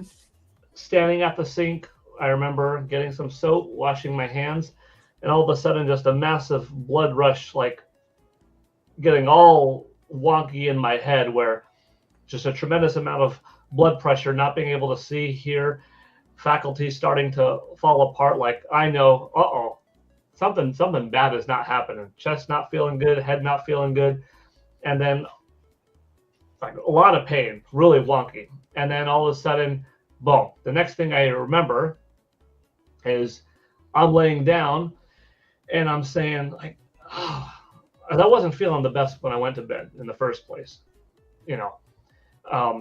But when I'm laying down, coming to, I'm like, oh, why is the bed so hard? I'm in so much pain. Gosh, this is uncomfortable. Why does my head hurt and my shoulder hurts and my hip? Oh, this sucks. It just doesn't feel good. Why am I laying down like this? What? Incoherent but uncomfortable, like not realizing what happened. And then I'm reaching to the head, and you know, like my hand is sliding on the floor. I'm like, why is this sheet hard? And where did my pillow go? And my head is wet, and I'm bleeding. I processed I'm bleeding, and then I could barely hear, but I could hear a little bit of light water coming. Like, did I leave the hose on outside, or what's this water? And then, is it my head coming to water? No. And I'm like, oh, that's the sink. Hold on, the sink's coming to water. Oh, I was in the bathroom. And I can't see. Like, it's not pitch black, because there's always a little bit of light from here or there, you know, reflecting off from outdoors elsewhere in the house. And then my eyes are open, but I can't see. And then I eventually see right behind over here, you know, Peach sleeps here at night, you know, sometimes in a cage, sometimes out. And I can see her, and I'm like, why? I'm on the floor. I fell. I fainted. And I'm seeing her. And I'm trying to call out for help, like, Kim, my wife, Kim. And I can't get it. Before I went to bed, though, or when I was waking up to get the Water. When I like felt a vomit in my throat, I said, could you get the thermometer? So she happened to be awake. So she was in the kitchen. So I'm glad that she was awake, because she heard the fall. She said, I heard you fall. Like, I couldn't hear you calling out to me, but I heard the loud thud. So I knew, like, oh, shoot, you fell. So she came over, and she's asking me questions, and I could see her body, but like, I can't make it out. I know it's her, but like, you're bleeding, and gotta call the ambulance. And like, oh no. And I'm, you know, crawling. I just need to get back to bed, and incoherent. And then slowly coming to, like, oh, I fell on the floor. I passed out. I got knocked out, like fainted, but then get knocked out from hitting the floor so freaking hard. Because, you know, this tall, boom, hitting down, boom, hip, shoulder, crack the head. Right around here, like a few inches more, is hard, sharp angle, you know, a square 90-degree angle edge of a entertainment center, big sharp edge, you know. So a couple of inches more, this wouldn't have hit like the flat floor, which sucks. This would have hit the, you know, right angle sharp edge of an entertainment center. I don't like the thought of that. Whether the point or not the point, but you take 175 pounds and crack down on that from 5'11", that doesn't sound good. So I'm lying in bed, and I was like, just get the ice pack. And I was like, I'll sleep throughout the night. I'll go in the morning. I'm like, I know I need to go now, but like going to bed with a concussion after you got knocked out, probably not good news. So she called my parents. Dad came over, watched the kids. She drove me to the ER. I'm hobbling out, going into the wheelchair, and they're like, hooked me up with EKG machine, checking my heart rate's way low, blood pressure's way low, my body's out of whack. I'm like, I had this feeling of throwing up. And like, that's weird. I'm like, could you actually get me that trash can? And like hurling in the bucket over and over and over. And like the nurses had some funny stories later on to say they do a CAT scan on my brain, so no brain damage. They do an X-ray on my shoulder, my heart, my hip. Nothing's broken, but you know, like a super massive dehydration dump, despite the whole day drinking plenty of water, eating normal foods, all of that, and then just, you know, chalked it up to some kind of nasty viral infection that, you know, hit me boom hard. And then I'm like, can you check the back of my head still? And, you know, when I'm getting up, because most of the time you're laying down, except for when they're doing like IV to like take blood out and to put the IV drip in. And they're like, dude, there's a lot of blood coming out of your head onto the back of the, you know, the hospital sheets. So then the guy numbed up my head and, you know, stapled it. So I got a couple of staples in the back here. And then just Monday went by and super woozy and slow, and Tuesday went by a little bit better, but my faculties, like everything, hearing is weird. It's not like stereo sound, it's muffled. Seeing, vision is normal at this point. I came back home at like 9 a.m. or something, so I was only in the hospital for 7 hours, but like that probably the worst I felt ever. And then by Tuesday night, a little better, and then by Wednesday morning was close to normal. And then like Wednesday afternoon, like I had a little bit of an adrenaline boost, so I felt me for a little bit. I had some energy for a little bit, and it probably wasn't a good idea, because then the rest of the day I was like, dude, I am drained. And then Thursday took me more time to recoup. And today, almost normal self. Only at a little point in today did I feel, I feel impacted still. So I'm a lot better. I'm a lot better than I was. And today is probably like the first most of me feels normal day, except for the physical pain. Faculties are almost back, except for like a couple brief hours today where I'm like, dude, I'm tired all of a sudden, and I'm not all there. But it's getting better. So Saturday will be better than today, I'm sure. Sunday will be better, and then Monday going back. So no, not COVID, no, but some kind of viral infection. Anyways, so you know, I don't usually. I like to be a beacon of positivity and good light on social media platforms and stuff like that. So, you know, an ailment, I never, you know, reach out or put out there to have like a, oh, woe's me party. But I felt so bad and it was so scary that I'm like, you know what? There's a good community out there. It felt worth to say something as a just in case something happens, but also as a dude, I'm not at my lowest low. A little bit of a boost from peers and friends and colleagues, you know, would mean a lot right now. And then like I got a lot of, you know, support. So, you know, I'm always grateful and appreciative of that on, you know, my Instagram and X and stuff like that, and Facebook, and, you know, just, yeah, it's a crazy ride. And, you know, no matter how strong you are or this or that, like, dude, our bodies are super fragile at the end of the day. And it's very easy to lose a limb, lose a sight, a vision, fall down, get hurt. You know, we're not like lions and gorillas that dealing with thorns and ticks and critters and insects. Zach might get that joke. I said that on purpose to see you're gonna smile. So shout out to Zach and I'll other things before I go. The thing that I did Wednesday, which maybe I shouldn't have done because I should have rested more, but I couldn't help it.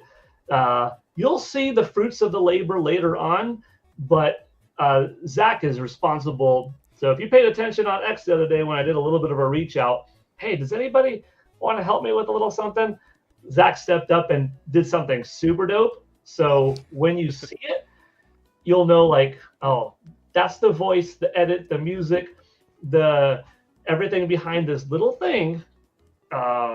He did something pretty awesome, and so I appreciate that. Thanks. So everything kind of ties into one little story, sort of. Yeah, I mean, more or less. But that thing means a lot because that thing is from something else that, in a way, is a redemption thing of a former injury. I'm speaking in riddles right now. Even Zach's story of he knows when the direct is. He's trying to tell us without telling us. This is the Paul Gale direct. I did you a little favor. No, that holds more weight because of something that happened in like 2011. So, and then that holds weight from something that happened in like 2003 or 4. So, I'm a riddle man, but it'll make sense eventually. So you'll all see it. And Zach, I'll tell you, more behind it, so you know, like, oh, dude, so it meant like it meant more than you know. You already know what it meant, but it meant more. Anyway, Yeah, well, it's always fun being able to help people out, especially your good friends, and so yeah, like you make fun stuff, and it's fun to help you. Again, being vague, yeah. but yeah, no, it's I'm glad we were able to put our talents together. Yeah.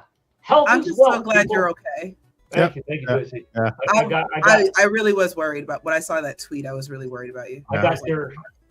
I got your message. Mike Good. texted. I got a lot of.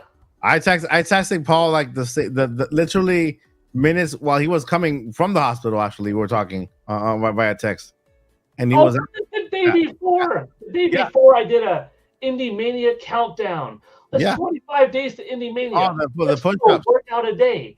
I'll do one, and then Mike will do one. Day 25, 24, 23, 22. Do it in themes.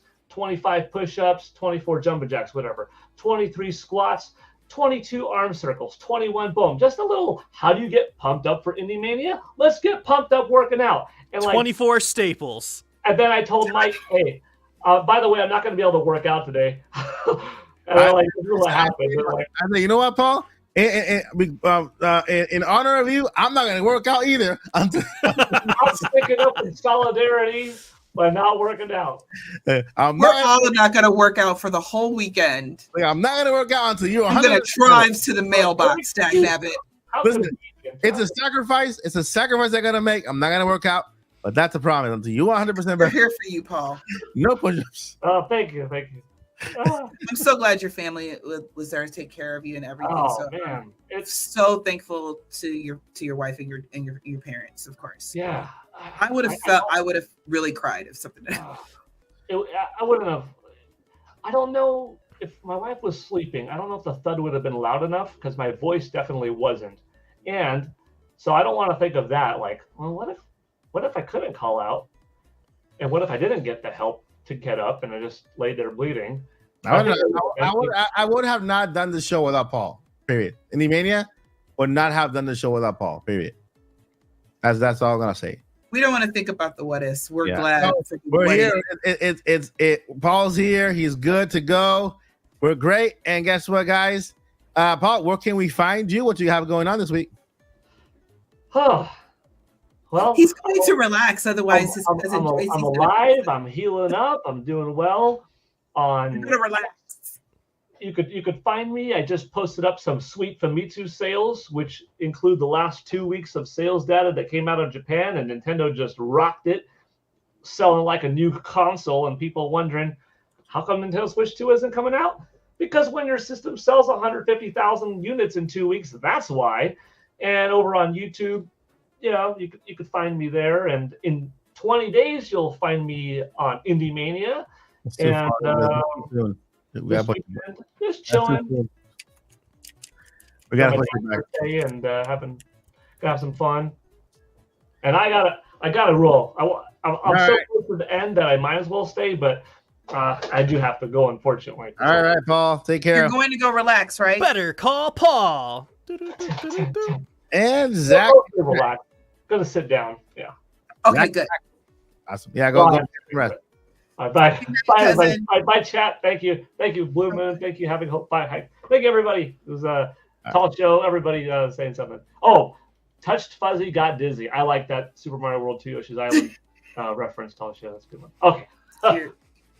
All right. And with that, I'll pass it over to Zach. Zach, where can we find you? What do you got going on this week?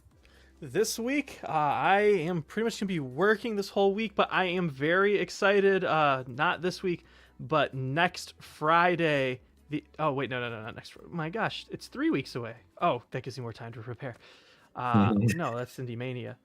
Wait, don't tell me that. Is it 3 weeks away for real? No. Good God. Yeah, September 13th. Where's the time going? Well, so it's 30th, 6th, 13th.